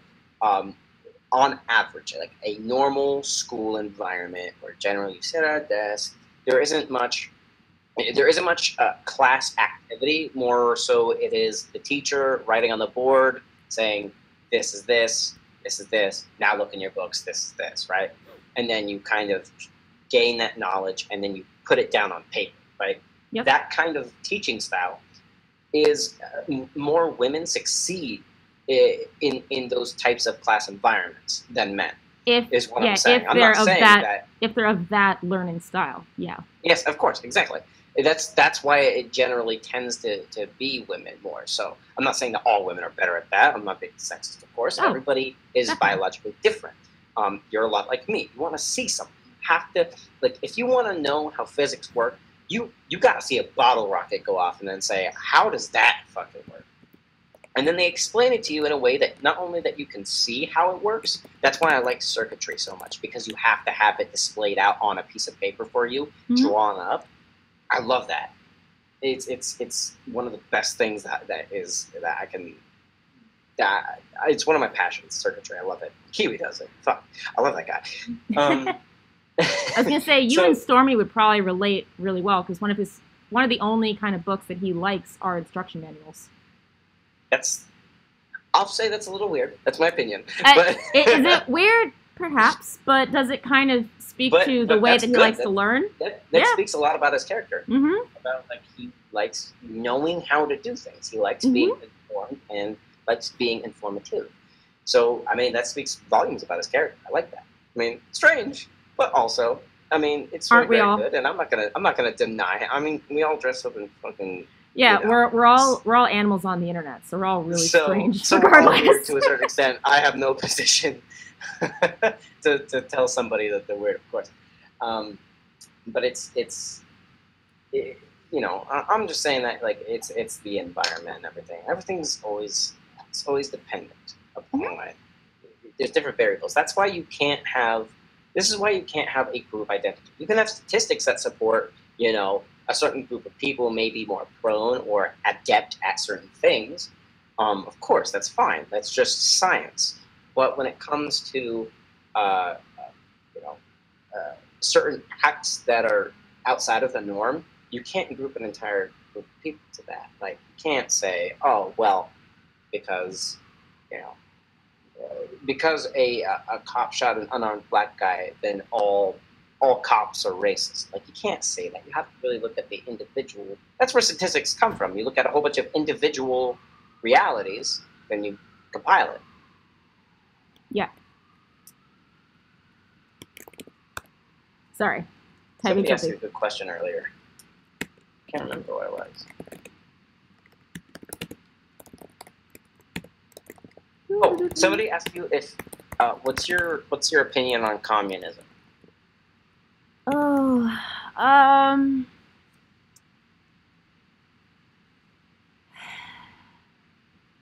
all right. So on paper, it's a really viable concept.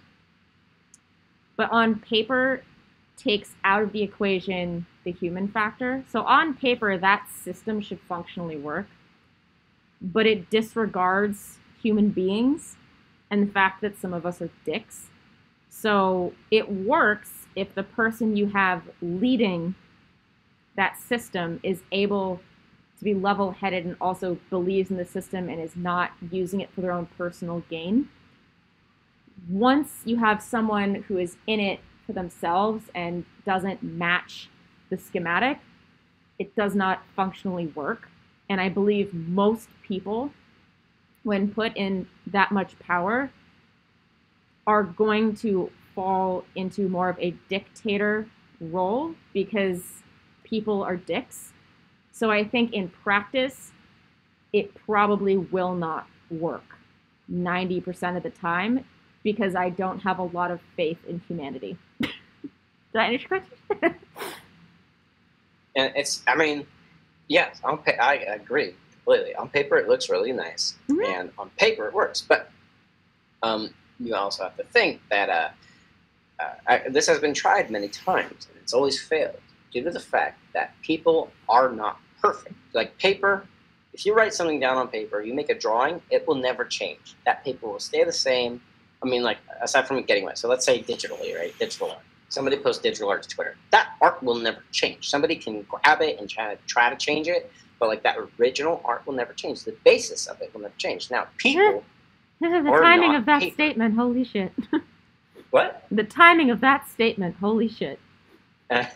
Also, Yeah, thank you, Stupid Fox, for the $5. Really, really appreciate it. Thank you so much. If I missed anyone's, I apologize, but I did see that one come through, so thank you. So, communism is essential. The church, the Catholic Church, the thing I believe the most, has tried this. You know, I believe the church is not necessarily perfect in a physical standpoint. I mean, people, again, are fallible, but they tried this. And essentially the idea of communism, if anybody in the chat doesn't know, is essentially everything goes to the government. All funds, everything, go to the government. And then is chopped up evenly and redistributed amongst the population. Now, there's a few problems with this, right? So there's the fact that the people in the government may not be the most trustworthy. They may hog the money and give out less to everybody, right? Because they want to pay themselves, of course. So there's a problem there. Well, somebody said that communism is a non-government society. Well, there is a government. So in the chat, somebody said that. But there is a government. If you think to Stalin, Stalin was the leader of Russia. So you can't have a leader because what you're essentially saying with that argument is that you can't have a leader. But when you have the leader of Russia, being a communist state, being Stalin, he was governing the country, Russia. So there's many different individuals that can be in a communist government. Now, pay themselves, they give out the rest to everybody else. Now, there's a few problems with this, again, not only with the government, but with the people. So when you come to the people, let's say somebody wants to be like, hey, well, at least I'm getting my paycheck every month. I don't care. I'm not going to do anything. So then they don't do anything, and then they still get their paycheck every month. You know, everybody's paid equally, whatever. You get your paycheck, and then you don't do anything, so no product is grown, nothing is sent. So let's say you're a farmer, no food is made. There's less food for everybody, and now everybody's starting to slowly starve in a communist society. Let's say that you are a good-hearted person and you believe in communism and you're in a communist society and you're like, I want to become a doctor. You have to pay for all of this medical training that you have to go through, the college and everything that it costs. It's difficult and it's a hard work. So you go, you become a doctor after all this hard work, and you're performing some life-saving surgeries, right? But you're still paid just as much as the guy who's supposed to be a farmer, but is sitting on his ass not doing anything. You pay just as much. Then you're like, that's not fair. And then other people who are trying to become doctors because they care about people, they have good hearts, they're like, well, we don't want to do this because we're not going to make a living off of it. All this hard work to basically be paid the same as a farmer, I don't want that. So then you don't have doctors, then you don't have healthcare, then you don't have a society. That's where it all falls apart, is that people have ego. People have ego, people are lazy. As soon as you say, oh, everybody has to be the same, and do those kinds of things, it's not going to turn out the way you think. That's why it's always good on paper, generalizing that people don't care how much they're paid, they don't have ego, they don't have personal wants, as long as they care for the whole. That's the main part of communism that's bad. All right, so we do have, thank you, Jorge Cortez, for the $20 in Mexican currency. Thank you so much.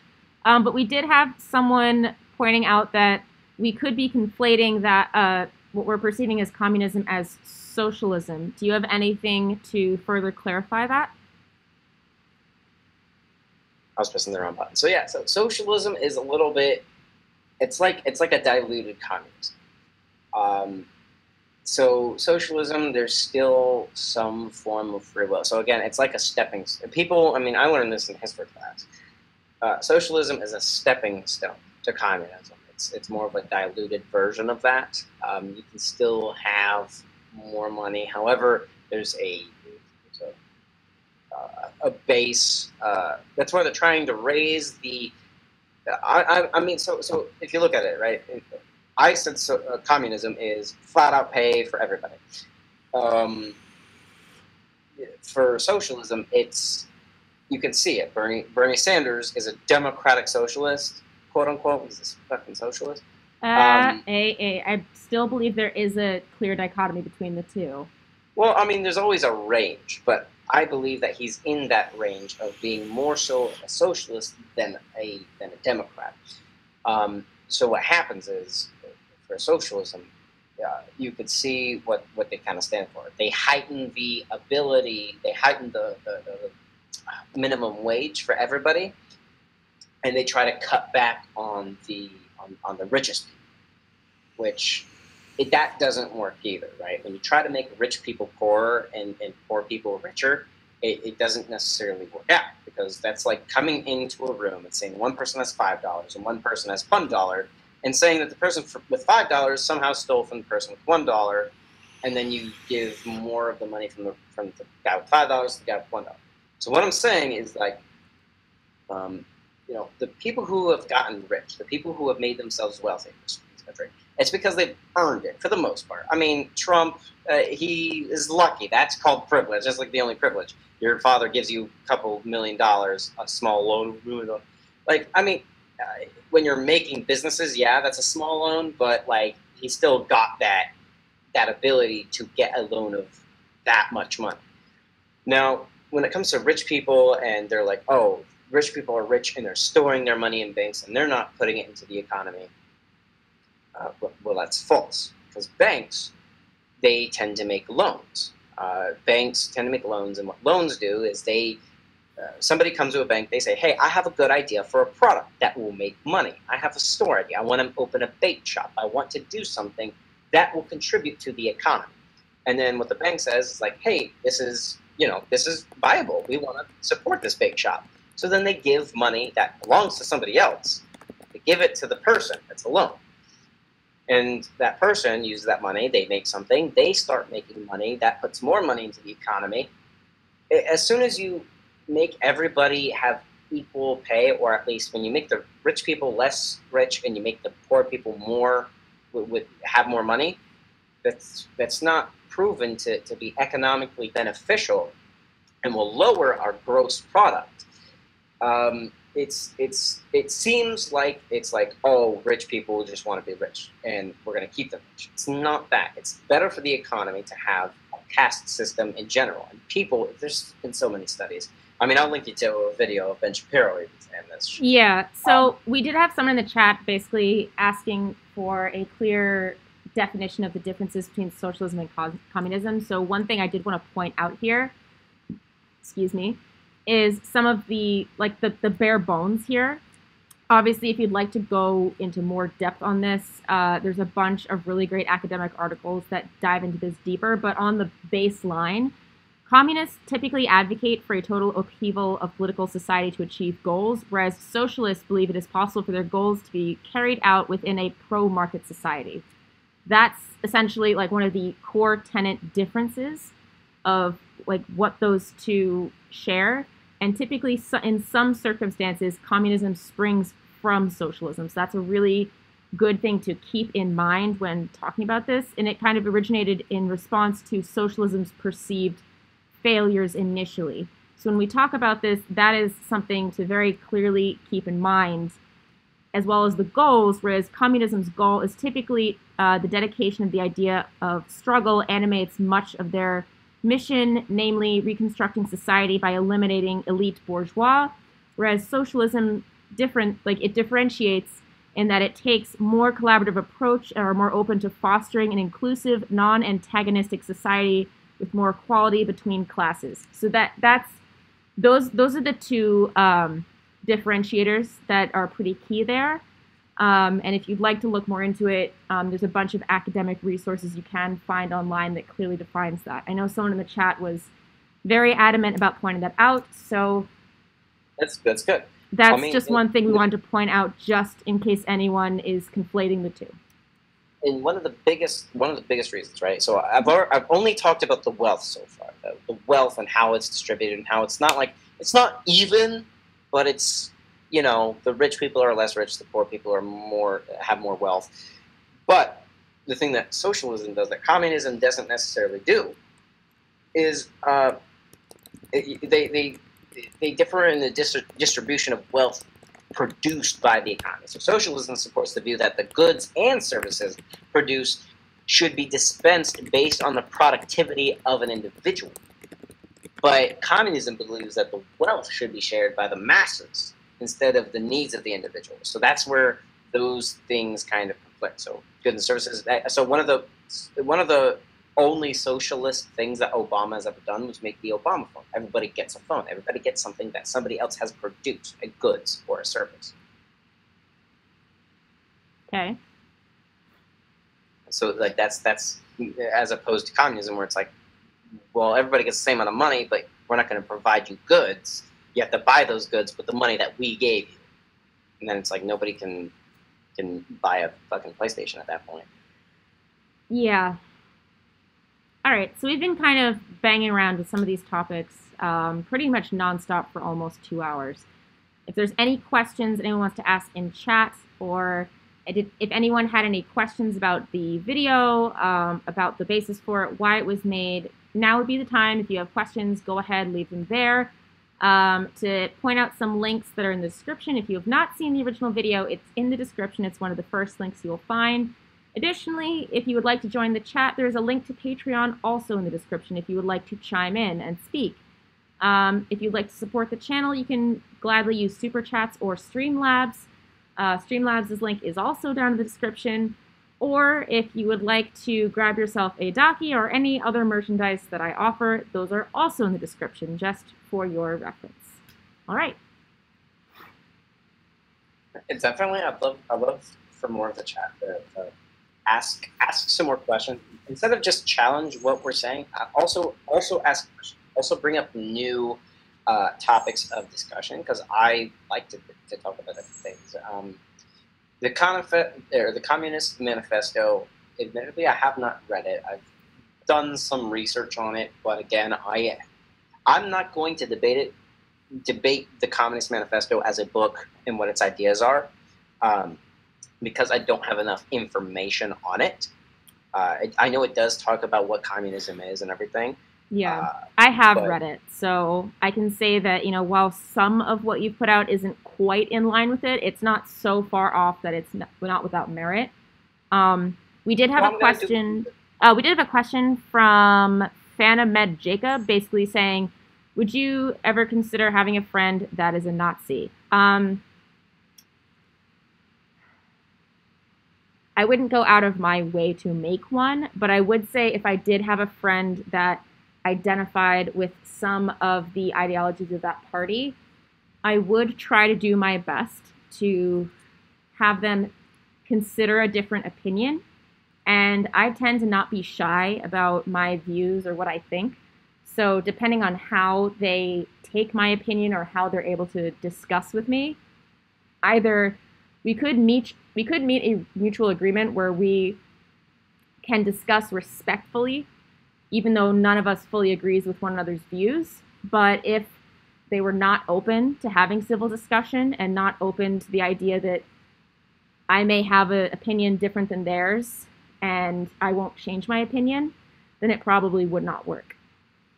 I'd say that it also depends on the time that it happens. So, like, if somebody lets you know that they're a Nazi before you even get to know who they are, it's a lot more difficult for you to actually become friends with them, as opposed to you're friends with them and then they let you know, hey, bro, listen, I'm kind of part of the Nazi party. Then that's like, that kind of opens up a different dialogue because you know them on a more personal level than on a political level. All right. Another question. I did see another one. Oh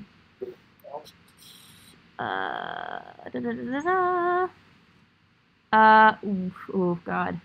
So someone asked, what are your honest thoughts on Donald Trump? Another asked, what are your honest thoughts on the Crusaders? I'll take the Crusaders. You take Donald Trump. You can take the Crusaders. I don't think I want to answer that one. Donald Trump, I'll be honest, I did not vote for. I do think this is gonna piss some people off. I do think he had no place running for president because, in my honest opinion, when you are applying for a job, I do believe that you should have some prerequisite experience that is related to the job you're about to take. So if you are applying to be the President of the United States, I would hope that you have some experience in the political sphere, in actual politics, and are fully versed in all the things that you will need to know. I do not think you should require bullet points to get through meetings. I think you should be able to read through entire books. And I do think you should have some modicum of public speaking ability, considering that your press secretary will not always be there to cover your bum. That being said, I understand why he was elected into office, and I understand some of the reasoning that Hillary Clinton lost. Personally, I would have liked Bernie Sanders more, but I felt that if we're going with the best applicant to the job as someone who has had some experience in HR before, if you were to come to if you're going to bring the two resumes to my desk, I would have selected Hillary's because it had more relevant experience, even though she may not be likable, and even though her husband might have done some stupid shit in the White House. I do think that on her own merits, she would have been a perfectly acceptable president. I think from what we are seeing now, one of the worst traits you can have as anyone who works in a public sphere is a thin skin and getting easily offended or not understanding how social media works. I say this because if you're going to be in the public sphere, you need to understand that your Twitter is your brand. And if your brand is irreverent, typo-ridden, and oftentimes explosive, and you're a leader of a free nation or a free world, you should take into account that perhaps if you do not have the capacity to tweet like a president, perhaps you should hire someone that can tweet for you in the language of that role. Do I think he is a good president? Not even remotely. Do I think he is doing kind of okay-ish for some guy that got hired with a shitty resume and now has to figure shit out? Think he's doing as best as he can. Would I vote for him if he goes up for re-election? Fuck no. That's my answer.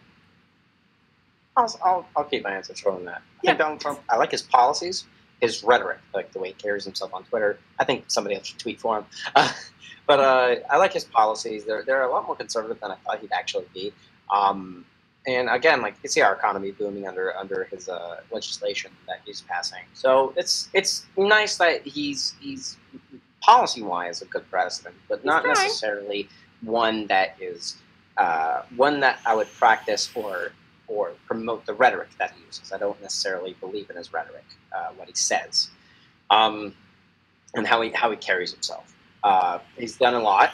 Again, I believe that he should get the Nobel Peace Prize for making peace with and denuclearizing North Korea. That is something that people, the North Korea prime minister, or dictator, I should rather say, has not ever wanted to meet with an American president for like decades. However, are we sure it's denuclearized? Because it was a bit vague. I do agree it has been a bit vague. But trying. I admit the fact that we got to shake hands with him. I do agree. Kudos. We have to keep on our toes with this, because it's like a newborn babe, right? You have to be careful with what's going on, trust, but like the strides to where Kim Jong-un is shaking hands with Trump, like that's something to be really noteworthy. He agreed to meet with him. So again, there's a lot of different politics on that, but I'm not going to really get into that. All I will say is his policies are really good. They're helping our economy to be better, but his rhetoric needs improvement. Definitely mark that on his report card. Needs improvement. Yeah. Also, I don't agree with all of his policies, but I will say some of them seem to be improving as he has more time to read them.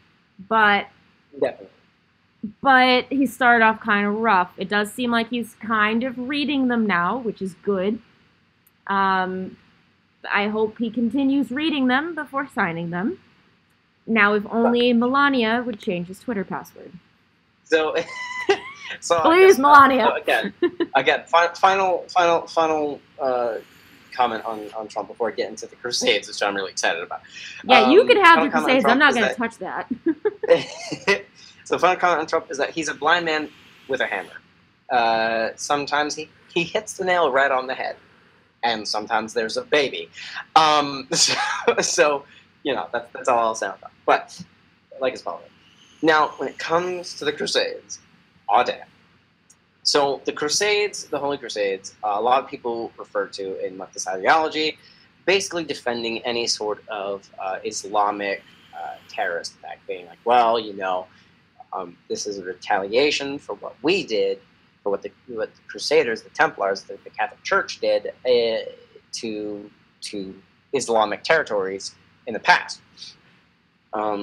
Well, the defense to that is you have to really look into it. So it's been debunked that the Crusades were uncalled for. So the whole point of the Crusades in the first place is that Islamic expansion was happening. Right? It was not like the rule or the right to conquest back then. Like, so there was a right to conquest, which is essentially a big argument for the colonization of America and everything, right? Oh, they murdered people. Well, it's colonization. So the right to conquest, right? The right of power. So that's what the Islamic Muslims were doing at that point in time in history. They were basically expanding. They were taking over. They said, oh, Muslims didn't march up to Europe and attack Christendom, but they did in Spain, Italy, Greece, France, the Byzantine Empire, where they took Christian slaves. And those who weren't slaves, if they were not Muslim, they were imposed with certain taxes, certain things that made them have to pay more, and basically be discriminated in that empire. Yep. Something that was created from this Islamic expansion, which some people call Islamic Crusades. It's not Islamic Crusades. It's a different word, but I can't remember it at this moment. But I'll say Islamic expansion. So this Islamic expansion met, and their prisoners were met with much cruelty. No. So they meant the furry raiders. The furry, no. No. Oh my God. Continue on with the Crusades. This is fascinating. No. I'm talking about the Crusades. I'm going to talk about these Crusades. I was unaware of a furry, but I'm going to Oh. and the fact that it was not wrong for the Christians to have a crusade, which is also a good discussion point. But the principles of a just war were enacted, basically. So after they were expanding into and having these things before the just war, actually, principles were enacted. Vlad the Impaler was a prisoner of this Islamic expansion. He escaped, and then he basically was doing back to them what they were doing to him tenfold. So that's why they called him Vlad the Impaler. He found the line, and he crossed it, because he was tortured himself. People stayed out of his way. That's why he has a name in history. Okay. Now, when it comes to Christendom, real quick, when it comes to Christendom, the Pope enacted a war, right? After they took over Constantinople, or Istanbul, depending on the time it was. He enacted a war. He called for a crusade because it followed the principles of a just war. A just war can only be waged as a last resort. All non-violent options must be exhausted before the use of force can be justified. Only if it was waged by a legitimate authority, fought to redress a wrong suffered. For example, self-defense against an unarmed attack, which is always considered to be a just cause. There's many different bullet points that go into a just war, but it qualified because Christians were being taken into slaves. They were expanding. They were torturing those after they expanded, and the Pope felt that their way of life, that their religion, was under attack by this expansion. So they retaliated. I mean, the Islamic individuals took over Jerusalem, which was originally for the Jews. Okay. So we expanded. We went on a crusade, and we fought back against that expansion. And when it comes to the sacking of Jerusalem, many people quote, Bill Clinton was seen quoting that they had blood up to their knees, and that we were killing Muslims left and right. Well, back then, one, it's impossible to have blood up to your knees, unless if you've seen Saw and saw how much blood it takes to get up to your knees. No, that was metaphorical. But when it comes to a sacking of a city, when it comes to a siege, back then, this is me coming from, I love knights and I love Templars and I love that kind of stuff. So this is taking religion out of it. We know I have all your swords in my house. Exactly, Iris. Right. I was going to say, Iris and Inverno joined the voice chat, just so we're all aware. Almost done. But when it comes to I was just being quiet.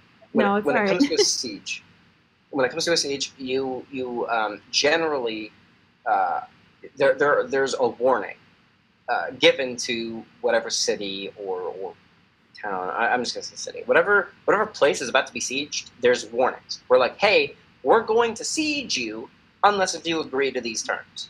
The British are coming? Question mark? No. So essentially, it's like, none of your women and children are going to be killed. None of your men who surrender are going to be killed. We're going to occupy the city, and general concessions that are thus given, right? Otherwise, we're going to siege you. Otherwise, these things that we said, we would save the women, we'd save the children. Otherwise, you fall under the laws of a siege, which is essentially anything goes. You take over the city through violence. But they try to give. Again, they're like, hey, giving you an out. We're giving you an out right now. Otherwise, we will siege you. If you think you can defend against our siege, then go ahead and defend against us and win. But if we win, just know that the laws of the siege are going to be enacted. We're going to kill anybody who opposes us. We're not going to accept surrenders at that point. So that was the law back in the day. In Jerusalem, with the Islamic occupation of it, they said, bring it on. And then they did. And then they lost. So we took back Jerusalem. We didn't just take Jerusalem. We took back Jerusalem under the laws of the siege. So that is the entire history of the Crusades. I know that's not what you asked, because I have no knowledge of the furry Crusades, but that's some nice knowledge of history. Alrighty, and with that, I really have to pee. But if anyone has any questions for Iris or Inverno or Vicosa or myself when I am back from peeing, go ahead and put them out now. Just so everyone knows, I'm probably going to be going for another 20 to 30 minutes. because it is kind of hot in here. But yeah, just feel free to pop them in the chat. Everybody on the voice call at the moment can see it, I think, mostly. But happy to... oh, okay, right, I'm going to hold the P, because Eric asked, can I get your opinion on radical feminism? So, I have a few opinions on radical feminism. So it depends on how you define it. I was raised by a first wave feminist. My mother, who at that time, it was the original movement of suffrage, or not suffrage, but basically like the first wave of trying to get the ball rolling, and then that carried into the second wave of trying to get the ball rolling for a more inclusive demographic of people. What we're currently seeing today is third wave. I would consider a bit plagued by the Tumblr effect. Honestly, I'm still a feminist to this day. I still identify with feminism, but I think something that often gets conflated with feminism that isn't necessarily reflective of the ideology is misandry, and the thought that, you know, men are not equal. We should completely, you know, like be superior to men. We should not care about men's issues. I would argue that, you know, feminists today are not of that group. That is the group of misandry, or people who commit misandry. That is not feminists in general.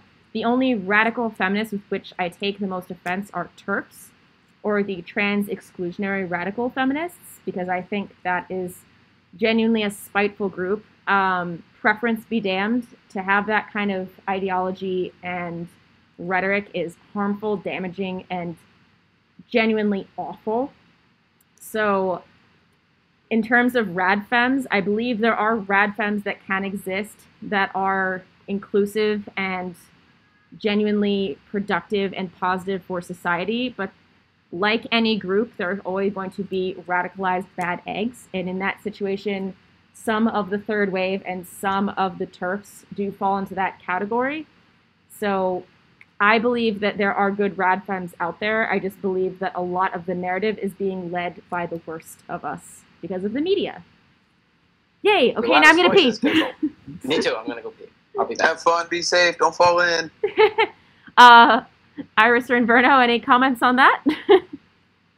Yeah, I've actually had a lot of issues recently with the whole turf thing that I just found out about. That was pretty interesting. Oh boy. Yeah, I just realized my mic was broken. Oh wow, you should probably fix that.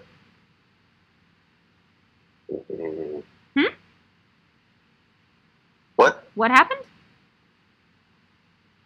His mic broke. Oh, that's great. Lizriel basically said, what disadvantages do women and men have to each other if you are for equality? That is, you fail if you speak only of women.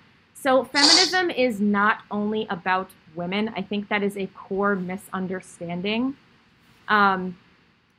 Feminism is still the belief that in any respect, women should be able to have the same rights as men and be on the same level as men. It does not say that they should have more.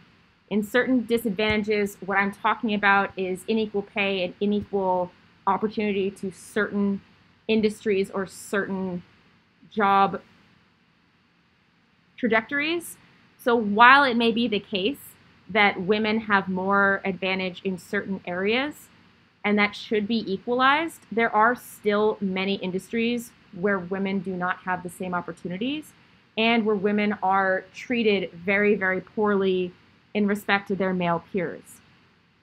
In these instances, things like, you know, you should smile more, or demanding that they wear skirts, or demanding that, you know, they not speak up in meetings because they're being deemed as, you know, rude or kind of a bitch, or, you know, they're coming off as shrill. These are still harsh carryovers from some of the more old school ways that women were handled in the workplace. And if you think this is a myth, these are things that I have experienced as recently as the last year. So it is not a falsehood, it's not a farce, and it's specific to certain industries. So while, you know, two people who are working at a Starbucks or a McDonald's or a gas station might be on the same level now, in the same situation in certain banks, in certain tech companies, in certain older curmudgeon-y groups such as like law and finance, it is still the case in certain companies, in certain regions, and in certain areas. So it's important to note that what we're fighting for is not to be bigger or better than men, it is to be equal and have the same opportunity. So I'm not saying that we have, we're trying to get on top of you. I'm saying we're trying to crush the remaining carryovers of some of that older ideology and really honestly be equal within the workforce. And I agree. I do think that there are certain, especially when it comes to if there's like a male boss and then there's sexual harassment, so to speak. I am going to pee now. Okay, yeah, that's fine. When it comes to that, and that there's that kind of harassment that comes into the workplace, I believe that that's where mainly the fight should be fought, is any harassment in the workplace, because I know that it is almost inherent within men to feel superior and then thus trying to port that onto their employees. Now, when it comes to the gender wage gap, I mean, there's a lot of different factors that support that there is a wage gap between men and women for the most part, but not necessarily that they're getting paid any less for the same job. So for the same job, generally the salaries are the same, unless if you've somehow gotten a raise for something you've done, or more time spent with the company. But when it comes to the gender wage gap, it definitely depends on the company that you're talking about, because there are companies that essentially more men work a more hazardous environment than women. I can't remember the coal company's name, but this is anecdotal. It was a coal company, coal mining, and essentially the women realized they were like secretaries. They kind of take care of people who come in, want to buy the coal that was mined, and they associate with them. They do that, and they got paid less than the guys, the men, who were generally hired to go down and mine the coal itself. And then they're like, well, we don't want to be paid any less than a man, because that's not fair. And so the CEO of the company, I'll have to search up the name of this company. CEO was like, fine, no, you're absolutely right. You don't deserve to be paid less than a man. And we've only hired you to be secretaries. So if you wish to be paid the same as a man, you have to take up his job.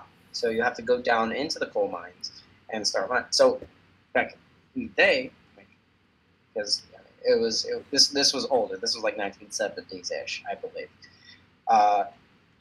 It was a lot. You got black lung if you worked down in the mines. It was hard work. It was tiring. You get sick. You come home, you cough everything up, and it was just horrible to mine down there. So they got paid more. The men got paid more because they would be hired to go mine. The women would be hired to kind of negotiate trade as a secretary, as somebody who would be selling the coal that was mined to somebody who wanted to buy it. And so he offered that option. He said, women, if you want to go down into the coal mines and make more money, you are welcome to. I believe that I think it was. Don't quote me on this. Again, I'm trying to quote a statistic. Hey, 1 second, guys. Hey, can you still see the stream? Yeah, I can. Okay, yeah. Sorry, it had a brain fart on me. Just making sure it's still up. As of right now, it is for me. Okay, perfect. So what ended up happening was a lot of the women, they're like, no, we're just gonna stay. We're gonna stay at our desktop. I think one woman quit though, because it was a excruciating circumstance, something that didn't have to do with anything. But after that, they were like, yeah, no, we're gonna keep our jobs, because at least we're not getting like this black lung. I'm not saying like today, like, oh, men get paid more than women and they get black lung because they're working in their man, but like that was something that contributed to the statistic of women earning less than men. Men got paid more because they got more hazard pay. For example, this is a good example because it's actually happened to me. When you go on deployment with a MU, right? There's 3 ships. There's essentially, I'll break this down Barney style. There's a big ship, a medium-sized ship, which has more of the attack capabilities, like they have the guns on it. The big ship that I was on had more of the aircraft, more of the vehicles that we carried around in case we needed to go on land or in the air. And the small ship, which did more of a stealth kind of stuff. Like they would go in, they would patrol, they would observe. So I was on the big ship. And so what ends up happening is that, we had to go into certain combat zones. In combat zones, you get paid more. So being on the big ship, I got paid more than those who were on the little ship who would sometimes go into combat zones, but generally just observe the combat zones. They wouldn't necessarily go in. So on a statistical graph, I would have been paid more because I was in danger pay than anybody who was on that smaller ship, who was just observing, because they didn't get the danger pay, they weren't in any danger. Thereby, that could be used as a statistic, as, again, there's more men than women in the military. Going off of that, by default, there's more men than women on the big ship, and there's more men than women on the little ship. But by default, you can see the disparity in pay that would occur via those statistics, saying, hey, men are paid more in the military than women at the same rank. It's like, well, no, I was getting danger pay. That's not taxable. You can't argue that. Like, that's something that's aside, but contributes to the statistic that men are paid more. All right, so I see Lareziel is kind of going off in chat, so I want to dispel a few things really quickly. So why did I bring up some of the treatment that is often felt by some women in the workplace? Well, when we talk about wanting to work the same job, same hours, equal pay for the same work that you're basically doing, some of those little microaggressions and actions that happen in the workplace do have a very big impact on why some of those things are not available. So if you are constantly being asked to stop talking over your male peers, if you are constantly slowed down by having to adhere to a dress code that is different from your male peers, or your male peers are being recognized more often because of the camaraderie that they have with more of the males in the higher management space, that can impact your ability to acquire that same job that maybe one of your male peers is going for. Now, it's not always the case, but it can have an effect. Additionally, there was a comment about the MRA, the men's rights activists. So, when we talk about feminists shutting down those meetings, I'd like to point out that it is not all feminists that do that.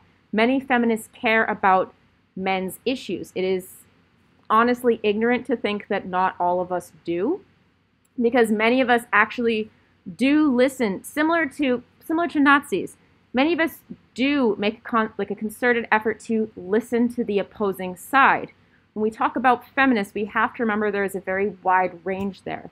We have to remember there are different degrees of it. Myself, the way I identify, I do listen to a lot of podcasts and videos made by men's rights activists, because I do genuinely want to know what the other side believes and is saying. Now, me watching them, does that make me a men's rights activist? No, not necessarily, because my idea of feminism does include some of those men's rights issues.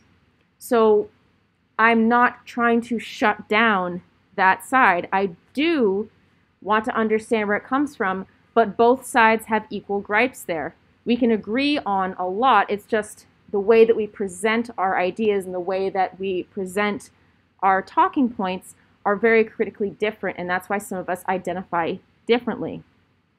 And when Liziel says, do you think gender is the only factor? No. Gender, educational background, access, but in my field specifically, gender has a huge, huge role. When the tech industry is highly dominated by men from Silicon Valley who have been raised a certain way, it carries over when you try to work with some of those companies. Being a female, being a younger female, being a female that sometimes knows more than your male peers, you're often told to stop talking over your male peers, or it's suggested that maybe one of your male peers may know more than you because they have had that long-standing camaraderie with their other male peers. It is a thing that happens, not everywhere. In my experience, it has. But because it has happened to me, it does illustrate to me that there are still some situations in which equality is not existent. Now, with your military example, that's a fine example of a situation where it's not necessarily the case. And many feminists acknowledge that. We don't think that it's happening everywhere all the time. We identify that there are certain holes that aren't being filled, like women in STEM, and we're trying to address that. If you're seeing feminists basically screaming and yelling about, down with the patriarchy, that is not feminism. That's misandry. In many cases, that is misandry. So if you're reading that as feminism, you're not looking at it accurately. That is not what many of us believe. I mean, and one, bless you for saying women in STEM. If there more needs to be women more. were not going into gender studies and went into the STEM field, then there wouldn't be these gender studies feminists talking about no women in the STEM field. It's a very highly important thing. And so my whole idea, right, is that this goes for sexism, racism, anything. So people playing institutionalized racism, institutionalized sexism, right? So in your case, right, where you're silenced because of your viewpoint, one, I highly recommend you record something like that. That's a very good anecdotal evidence. One, two, if enough people start doing that, right? If enough people start doing that, it becomes empirical evidence. And then, so my whole thing, right? If somebody says, oh, there's institutionalized racism, there's institutionalized sexism, I say, well, point me to the law, point me to a law or the rule, right? Because, I mean, if it's institutionalized and if it's part of a company, then it's a rule. Point me, if it's government funded, by the way. If it's a private company and not government funded, they can do whatever they want. But if it's government funded, it's part of the government, I say, point me to a law, point me to a rule that is in place that makes it so that there is a racist rule or law or a sexist rule or law. Point me to that law, point me to that rule, and I will fight it with you. Because you can't just say there's institutionalized racism, because there will be racism, there will be sexism, but that will come from individuals. If there's something institutionalized, I'll fight that. If there's something that an individual, like let's say it was only your boss that was being sexist towards you, right? Yeah. I'll fight him. I won't fight the company. I won't fight any rules in the company. I'll just fight him. Get him out of there. So when you point to that kind of stuff, I'll fight it with you. But you have to point to it. You have to also have some sort of proof of that happening. Otherwise, it's your word versus theirs, and then it's there's more gray ground at that point. Yeah. So the issue with that you also have to keep in mind is some of these industries as well. If you do speak up, you're very easily blacklisted. So for me to record or try to call that out, while it is believed that HR will be on your side and defend you, not really. If you raise a ruckus, you can often be blacklisted for your industry en masse. So that's why. Isn't that what you're doing here? I mean, you're taking a risk against being blacklisted against many furries in the furry community, but you're taking a risk and you're standing up for what you believe in. True, but they don't pay my bills. Right, but that's the whole point. It's fighting. So that was fucking great. They don't pay my bills. Yeah, I mean, if I blacklisted myself from this industry, I wouldn't be able to get work anywhere. But if I get blacklisted in the furry community isn't my livelihood. It's not my career. That is a really big difference to make.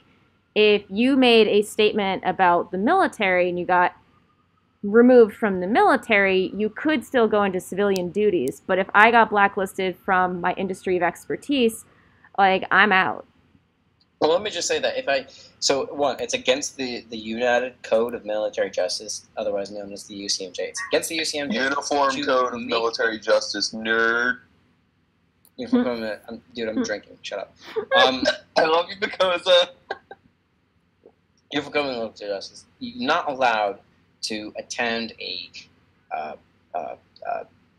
political event. You're not allowed to make political statements while in uniform. So a lot of times when I say I'm a Marine, I also say, hey, the Marine Corps does not speak on my behalf, because they're not, the Marine Corps will speak for the Marine Corps. I'm not going to speak for the Marine Corps. I'll just say what my experiences in the Marine Corps is, blah, blah, blah, blah. So when I make a comment based on the military, I'm not speaking for the Marine Corps. I'm speaking based on my experiences in the Marine Corps and other studies that are based on the military. So there's that. I'm not trying to offend anybody or anything. All right, so Lariziel has been timed out because I'd like to point out something, because some people seem to be quite ignorant to it. When I say that the furry fandom does not pay my bills, allow me to explain. The furry fandom is not my full-time career or job. I am not a YouTuber full-time. That is not my career path. That is not what I want to do as a full-time job. The reason that there is a donation count at the bottom is because I have a special situation where I am literally fucked. I have to make $8,000 to pay off my bills by July 1st because of a special situation that occurred. Normally, no, I do not rely on YouTube to pay my bills. I had a job. I worked a 6-figure income job, and that was how I paid my bills. I consider any donations essentially to be tips, supplementary, not my main source of income. This is a special situation where I have been put into because of errors that were not my fault. Essentially, my payment system did not work, so 3 months of rent accrued, and now I have to pay off all 3 on a singular day, and I do not have enough in my bank account with my severance package that I received to pay it off with what I have now. So yes, I am streaming as supplemental to pay off my bills. Furries do not, for the majority, pay off my bills. I appreciate it. It is supplementary, but I do not aspire to make this my full-time career. If that was unclear, I apologize. I do not appreciate you coming for my personal life. Thank you. That's also something important. So, I know that Nas, and forgive me, Nas, if you ever see this, he's told me that, he makes enough off of Patreon to pay his rent, right? I don't. He can live. That's what he told. He can live off his Patreon. So he does rely on the furry community to kind of make his living. You don't. You have those extra funds, but those extra funds are kind of recycled into your videos. It helps pay for some food, so you have extra money on the side to make more video content. You have more money to not work as much to make more video content. That's how it works. I have $34 coming in monthly from my patrons, and I truly do appreciate it, because that's $34 that I'm not giving to somebody else that I can recycle. I just bought a new webcam. That's what I did for my 100 subscriber count. I used the new webcam. I'm like, hey, this is why I'm doing this, and this is why you're donating. So it's a back and forth, but it's not paying my bills. It's not making my livelihood. If something happened and I lost my job, I would need to stop making videos, stop live streaming, and find something that would help me fund my livelihood. Also, which is what you're doing. Also, thank you, Toonfish, for the $2.29. I'd also like to point out that this is not the only way that I'm currently accruing money. I have sold vocals to a couple of DJs. I've been doing some freelance jobs. So the amount at the bottom, the $4,000, that's what's left. I've already raised $4,000 from selling vocals, freelancing, selling things in my apartment, doing project-based jobs, and working all hours. That's what's left. So to point out the rest of the $4,000 gap, that's what's left of the $8,000 I have to make up. Just to point that out. So when I say that you guys don't, on the whole, pay my bills, I am very serious. This is not paying my bills. This is helping me with supplemental income issues like paying off my cat's food or helping with the Wi-Fi bill at most. So when I say that this does not pay my bills, I'm serious. My bills could not be covered by this. This is supplemental. So I am also freelancing. I'm also selling vocals. I'm also doing some voice acting work, even though I am terrible at it. What do you mean vocals? Singing. Okay. Singing vocal stems for different DJs in the city. Since I can't draw or do art, that's kind of the only thing I can really rely on.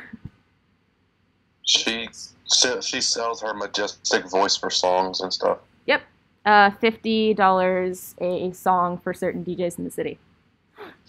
50. It should be $420. What if you sold vocals to anybody here in chat? Would you do that? Would you be willing? If they have lyrics prepared and a melody that they had in mind and they're capable of mastering it themselves, yeah. The only reason I charge 50 is because I can't master. If I could master, they'd be going for 200. You know what would be really cool? Have you ever seen that one episode? I can't remember. But basically, they took a genre, and then they took a song, and then you had to make that song in that genre, no matter what genre it was. I feel like that would be extremely amusing to do. Yeah, except I don't have music, or I don't have audio production skills. It's something that I've been wanting to work with Kiwi on for a while, since he does have audio production skills. I've been doing voice acting for a bit. I mean, I do use a free software called Audacity, but it really gets the job done. I've gotten certain jobs just using that. Like, even professionals say you can use Audacity. It's just, I mean, unless if you want to do really specific things, like Audacity is really the alley, and I know how to use that really well. I don't know how to use it. I have it, but I have not figured out how to use it. I also don't understand, like, audio production at all, because I've only ever done live performance with singing. So that's why Chris Moon did most of my mastering for the pieces I did with him. And he does, yeah, so... I can't talk about that. Never mind. Yeah, he usually does. He does the ones when I collaborate with him because I don't know how to do it. But if I wanted to do it for my own, I wouldn't know how to do it.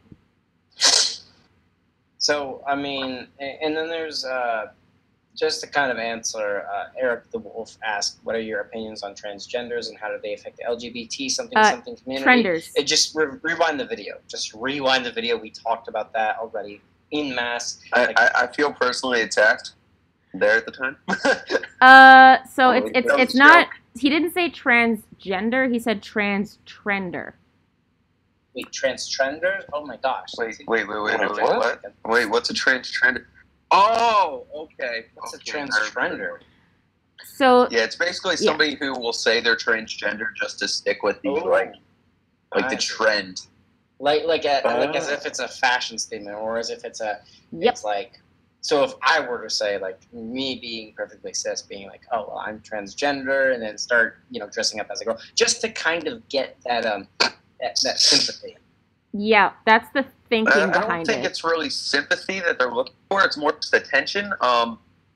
But I can say, like, right now, like, I found out transgenders are a serious thing because I recently had to go somewhere for the military to be confirmed with gender dysphoria. In order to do that, I need to go through a bunch of tests and shit, and it was whatever. Anyway, so I found out if people go down there and, like, the stuff that they actually put you through, there's been a lot of people that have said they're trans, but they were just determined to be transgenders. So I never heard of that until I went down there. So that was a pretty little event there.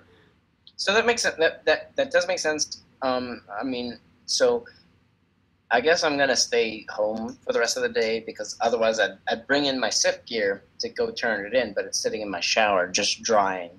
But I guess that makes sense because people in the military, right? People in my field, especially the Marine Corps, will definitely start to falsify different things that they have. They'll be like, oh, well, I have PTSD, even though they haven't been through shit. They'll be like, oh, I have these different things, like, oh, my knees hurt, and then they'll do the test on their knees, but it doesn't actually react the way that an injured knee would react. So there's people that try to game the system, not only for money in my case, because in my case you get disability payment, so on and so forth, but people try to game the system because there is, and again, you'll only find this on the left with this transgender thing, which now that you say it, I do know what you're talking about. Yeah. This transgender thing is much more of a, dare I say it, victimhood complex, to where in today's day and age, the more victimized you are, the more, kind of role you have, like the higher up on the hierarchy you have in this society of leftism. You're looked at as the most persecuted. Meanwhile, there's evidence to the contrary. It's not that, especially in America, you're the most accepted. We have an entire month dedicated to everybody who's lesbian, bisexual, transgender. I mean, or you could be like me and get told, hey, if you show up at Pride, you're gonna fucking die because you don't believe the same. Well, that's the thing. That's a minority. That's what I'm talking about. Because if there was a majority, right? If there was a majority of people who didn't believe in transgenderism, of people who didn't believe in anything that Pride stood for, one, gay marriage would not have been legalized. That's a fact. A majority, if there was a majority, gay marriage would not have been legalized. Transgenders. Look at any other country in the world and tell me that transgenders are not given the same rights that are given in America. Or tell me that the same rights are given in other countries that transgenders are given in America. So little fun fact with that's another thing I learned recently. So according there are other cultures that actually have that as it's a mainstream thing. Like it's been like that for the years, and I can't remember what specific culture it is, and I could look it up, and I'm actually going to. But basically, that's been an socially thing for years and years. And then there's also cultures where how they say gender fluid and all that stuff doesn't exist, but there's a lot of people that will say that doesn't exist. But at the same time, there's all these different cultures throughout the entire planet that have different views and different, they accept different things and they see different things and they say that's okay or this is okay compared to somebody else that might say it's not okay. I find it really intriguing that when you see this kind of stuff, you wouldn't expect that. There's actually a really good series I recently watched that explained a lot of stuff that I learned. But this was just a show to put pictures to words, I guess. But it's amazing seeing, because I did a lot of research, so I used to be pretty transphobic. I used to be pretty homophobic. I know it sounds kind of crazy, but I used to be a shitty person. But basically, I just used to hate people because that's all I was taught. I didn't know anything else. So, growing up and really having an open mind about things, reading and researching and all that, it really opened my eyes to certain stuff. And even though I tried denying a lot of stuff I've been going through recently, all my life I denied it. Yes, it caused somewhat of issue, but it never caused me to be suicidal or anything like that. But it's very odd because my mindset changed as soon as I started being really involved in the furry fandom. I know I'm bringing this into this. It's kind of another awkward topic. But basically, as soon as I went to my first time I'd ever met anybody trans. I never met anybody trans aside from that. And I talked to them, and I really got an understanding of it, I always viewed it as there was an issue. So there was just an issue. There's no other way to put it. That was my views upon it. But when it came down to it, after thinking for a long while, it was it makes sense. I don't really know how to explain it. I'm pretty bad at talking, but it basically gets the gist of everything. I don't know. There are other cultures that socially find that acceptable, and they have for hundreds of years. That's basically what I was getting at. Yeah, and when we talk about rights in America, you also have to be very, very careful because it does differ state to state. and it does differ in different respects. Like in certain states, the acceptance is very, very different. In New York, you'd be hard pressed to find much hate here. We accept pretty much everything because everyone hates you about the same. But in more conservative states, or in Indiana, or more religious-based states, like in Texas, where they tried to pass a law that would prevent, housing scrutiny for trans people who had just either legally changed their name or are currently in transition, that wasn't passed. So it's important to keep in mind the context of the entire United States is not all one thing. From state to state, it is very, very different. I mean, it can be.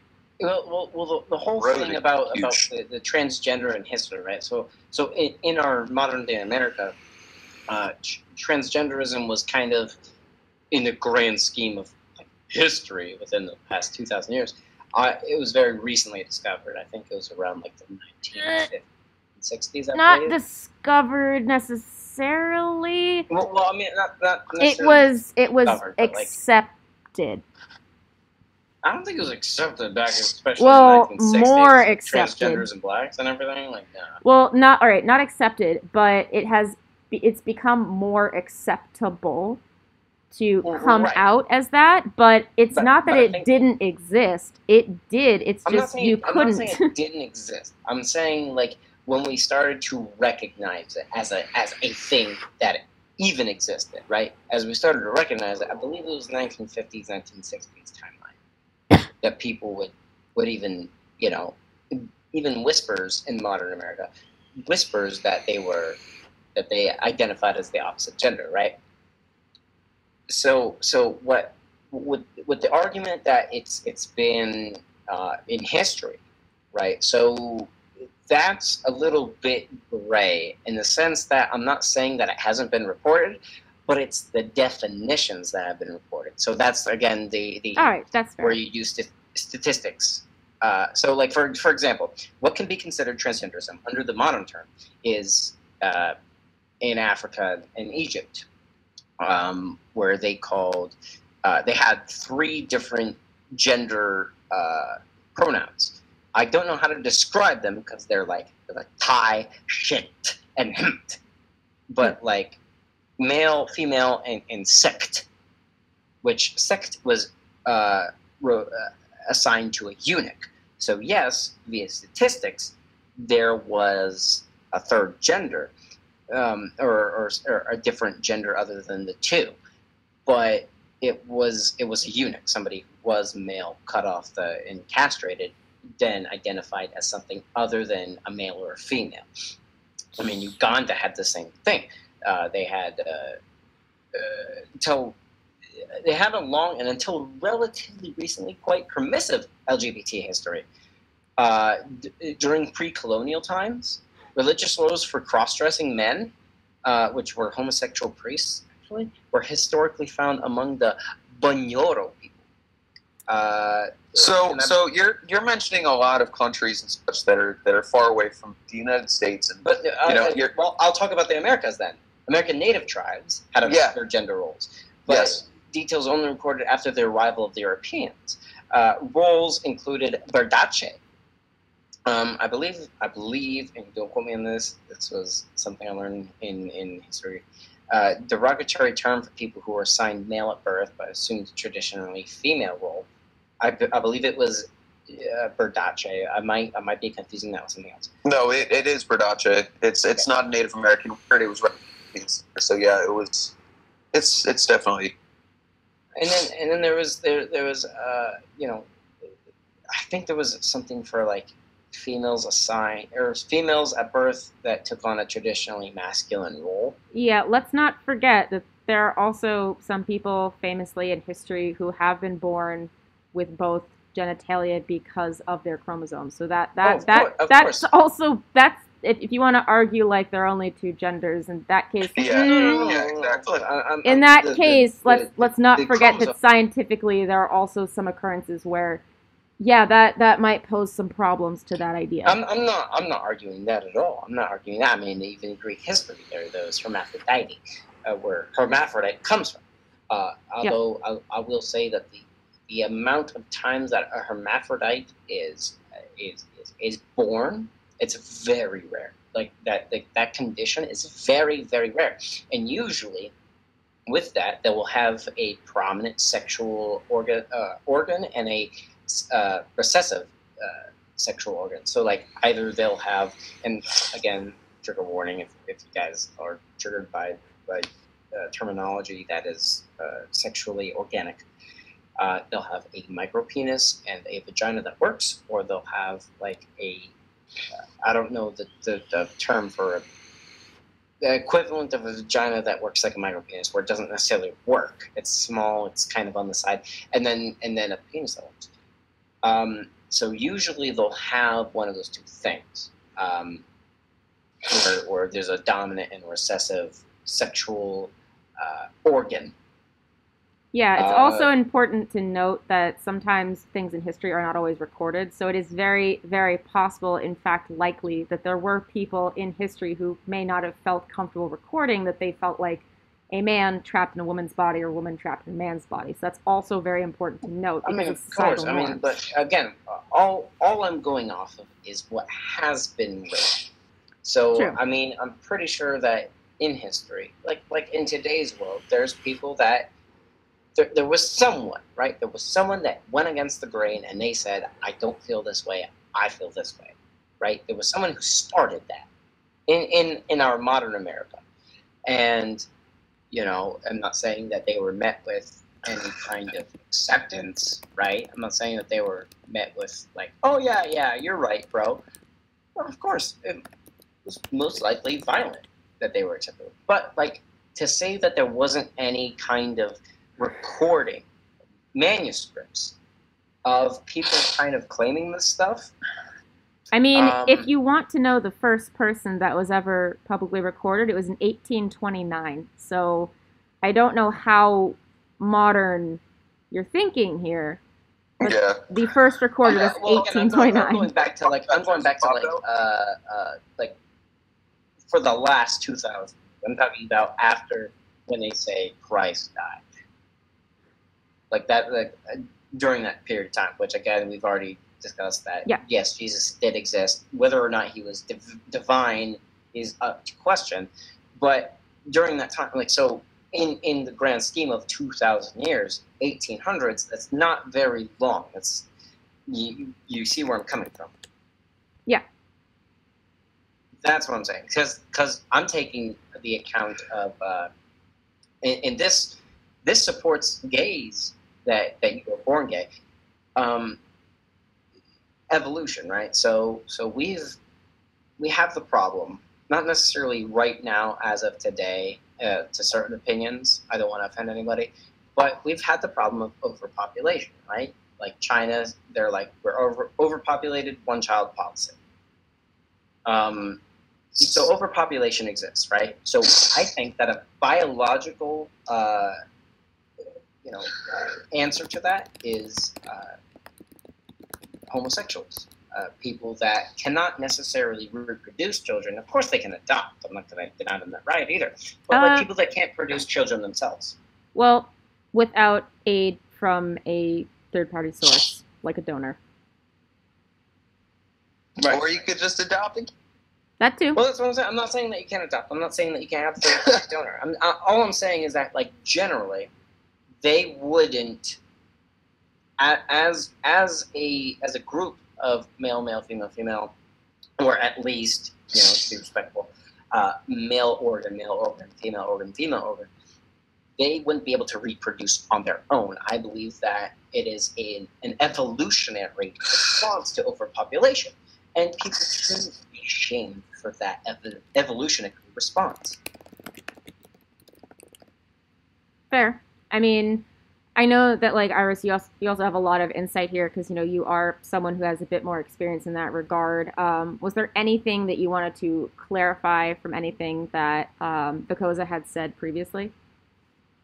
Yeah, actually. So I went back in the video and I was watching the original 10 minutes of the video, right? When you guys were having that conversation.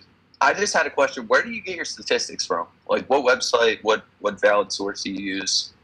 There's different ones. one of the main ones that I use, right, is U.S. Census Bureau.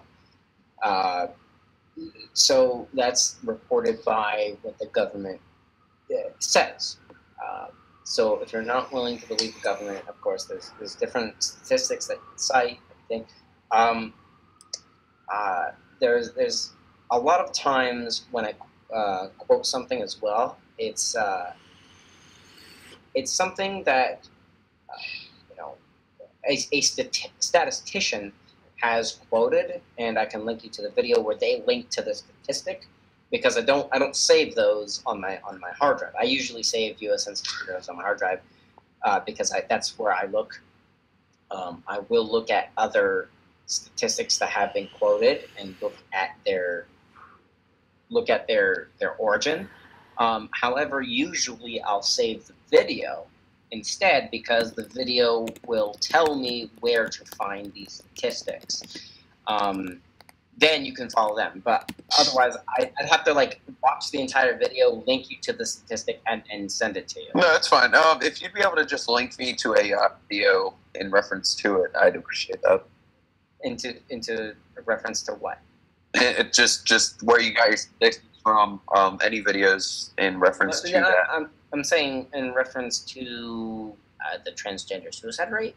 Yeah. Yes. Because that's the only statistic we brought up. So that one. Okay. All right. Yeah. No, definitely. Yeah, and we did clarify that it was a temp. I'll look through. Give me some time, because again, I have to watch through the video that I saved. Yeah, that's fine. Send it to you. All right, that's fine. Appreciate it. But and this is not a suicide rate; it's attempted suicide rate. Yeah, we clarified that because I did go and just quickly check, because I know one of my other Discord members has that statistic, and quickly fact-checked it for us while we were on stream and shot me through that it was attempted, not successful necessarily. Yeah, see, it's like the only... So I understand statistics are statistics, and I respect that. And, usually that's a very good way to base things off of. But it's like, I feel like the whole transgender suicide rate thing is... I don't want to say it's necessarily false, nor do I want to say it's necessarily true. Because everybody, as an individual, there's levels of gender dysphoria, which it makes sense. I really wish I could have, I wish I could explain it the way they explained it to me. Via military doctors that were full bird colonels, they explained it in such a way that it was so easy to understand, and I wish I could remember what they said. I apologize, I'm a little bit sick. But basically, they explained it to us, and it's the people that usually commit suicide and such, or at least attempt to commit suicide and such, it's because of social inacceptance. They're not accepted by the social norms and stuff like that. So basically, I have referenced the social non-acceptance, right? But again, the suicide rate. If that were the case, right? If that were the case that it's social non-acceptance and that's why that the rate was so high, if that were the case, it would have to match how we treat transgenders as how Nazis treated Jews in Nazi Germany in concentration camps. Because that was the same. Not necessarily. Not necessarily. So, that's a bit problematic. You have to remember. So an hour down. So I'm in North Carolina, right? Of course, bro. So you're an hour away. Yeah, of course. I miss you, baby. Anyway, no. I miss you too. No, but in all seriousness, though, I live in North Carolina, an hour in one direction, be in the middle of, the sticks, and you could absolutely, I mentioned transgender at all, and I'm dying. There's you have areas like that, but then you have areas such as, let's say, the Northeast. The Northeast is very accepting of that kind of stuff. So it's impossible to really get an accurate statistic because of the way that we change as humans, even being 6 minutes away from each other. You know what I'm saying? That's why I say 6 minutes is a little bit of an exaggeration. But you're coming from with it. You're saying location, and the location of so for example, let's say a more Texas, a southern area. They wouldn't be as accepting, or people, or let's just say, not saying that the area isn't more accepting, but due to the political climate, I can tell that transgender individuals would be more uncomfortable with professing who they are in public, thereby they're like, I'm wrong. And that would be a good study to see where more transgender suicide attempts could occur throughout the U.S. So Yeah. that would be a good study. I'd agree with that. That would be a phenomenal study. In my opinion, that would actually kind of stuff, because like I said, the way I grew up, I was always taught to hate, trans people. I was taught to hate homos. I was taught to hate so many people that I opened my eyes and I realized, like, there's no reason to hate on anybody that's not hurting anybody else. You know what I'm saying? Yeah, I can also relate to that. Like, I'm all about that. Yeah, I'm not trying to interrupt you but like he was saying, I can relate to that because I'm from, quote unquote, the South, Mississippi. Being raised up down here as a kid, I was led to believe that if you're not a Christian, you don't go to church. Everything else is you're a sinner. Everything else is a sin, And so growing up, that's what I thought.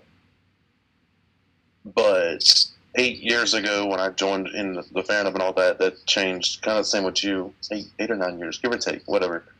And it's also growing up down here. I was raised to be, I wouldn't say necessarily racist towards anyone of the different ethnicity.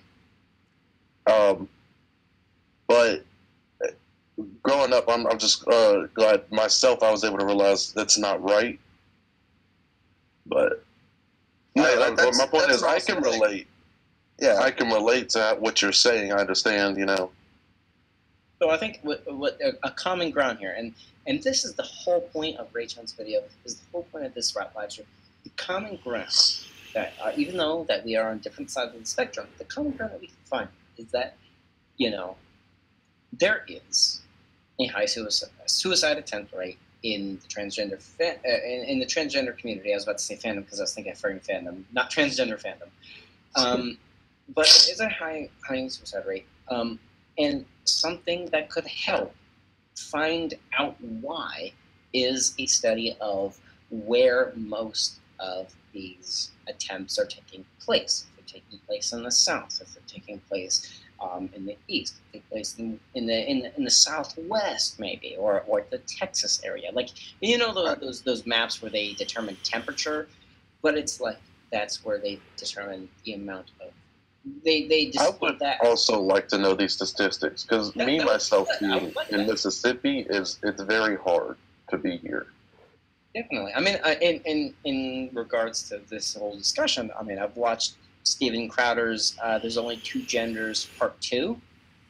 And there was a transgender person in Texas, and they were very happy in Texas. So that's where I want to figure out, like, where in the world, or at least in the U.S., because these statistics only apply to the U.S., really,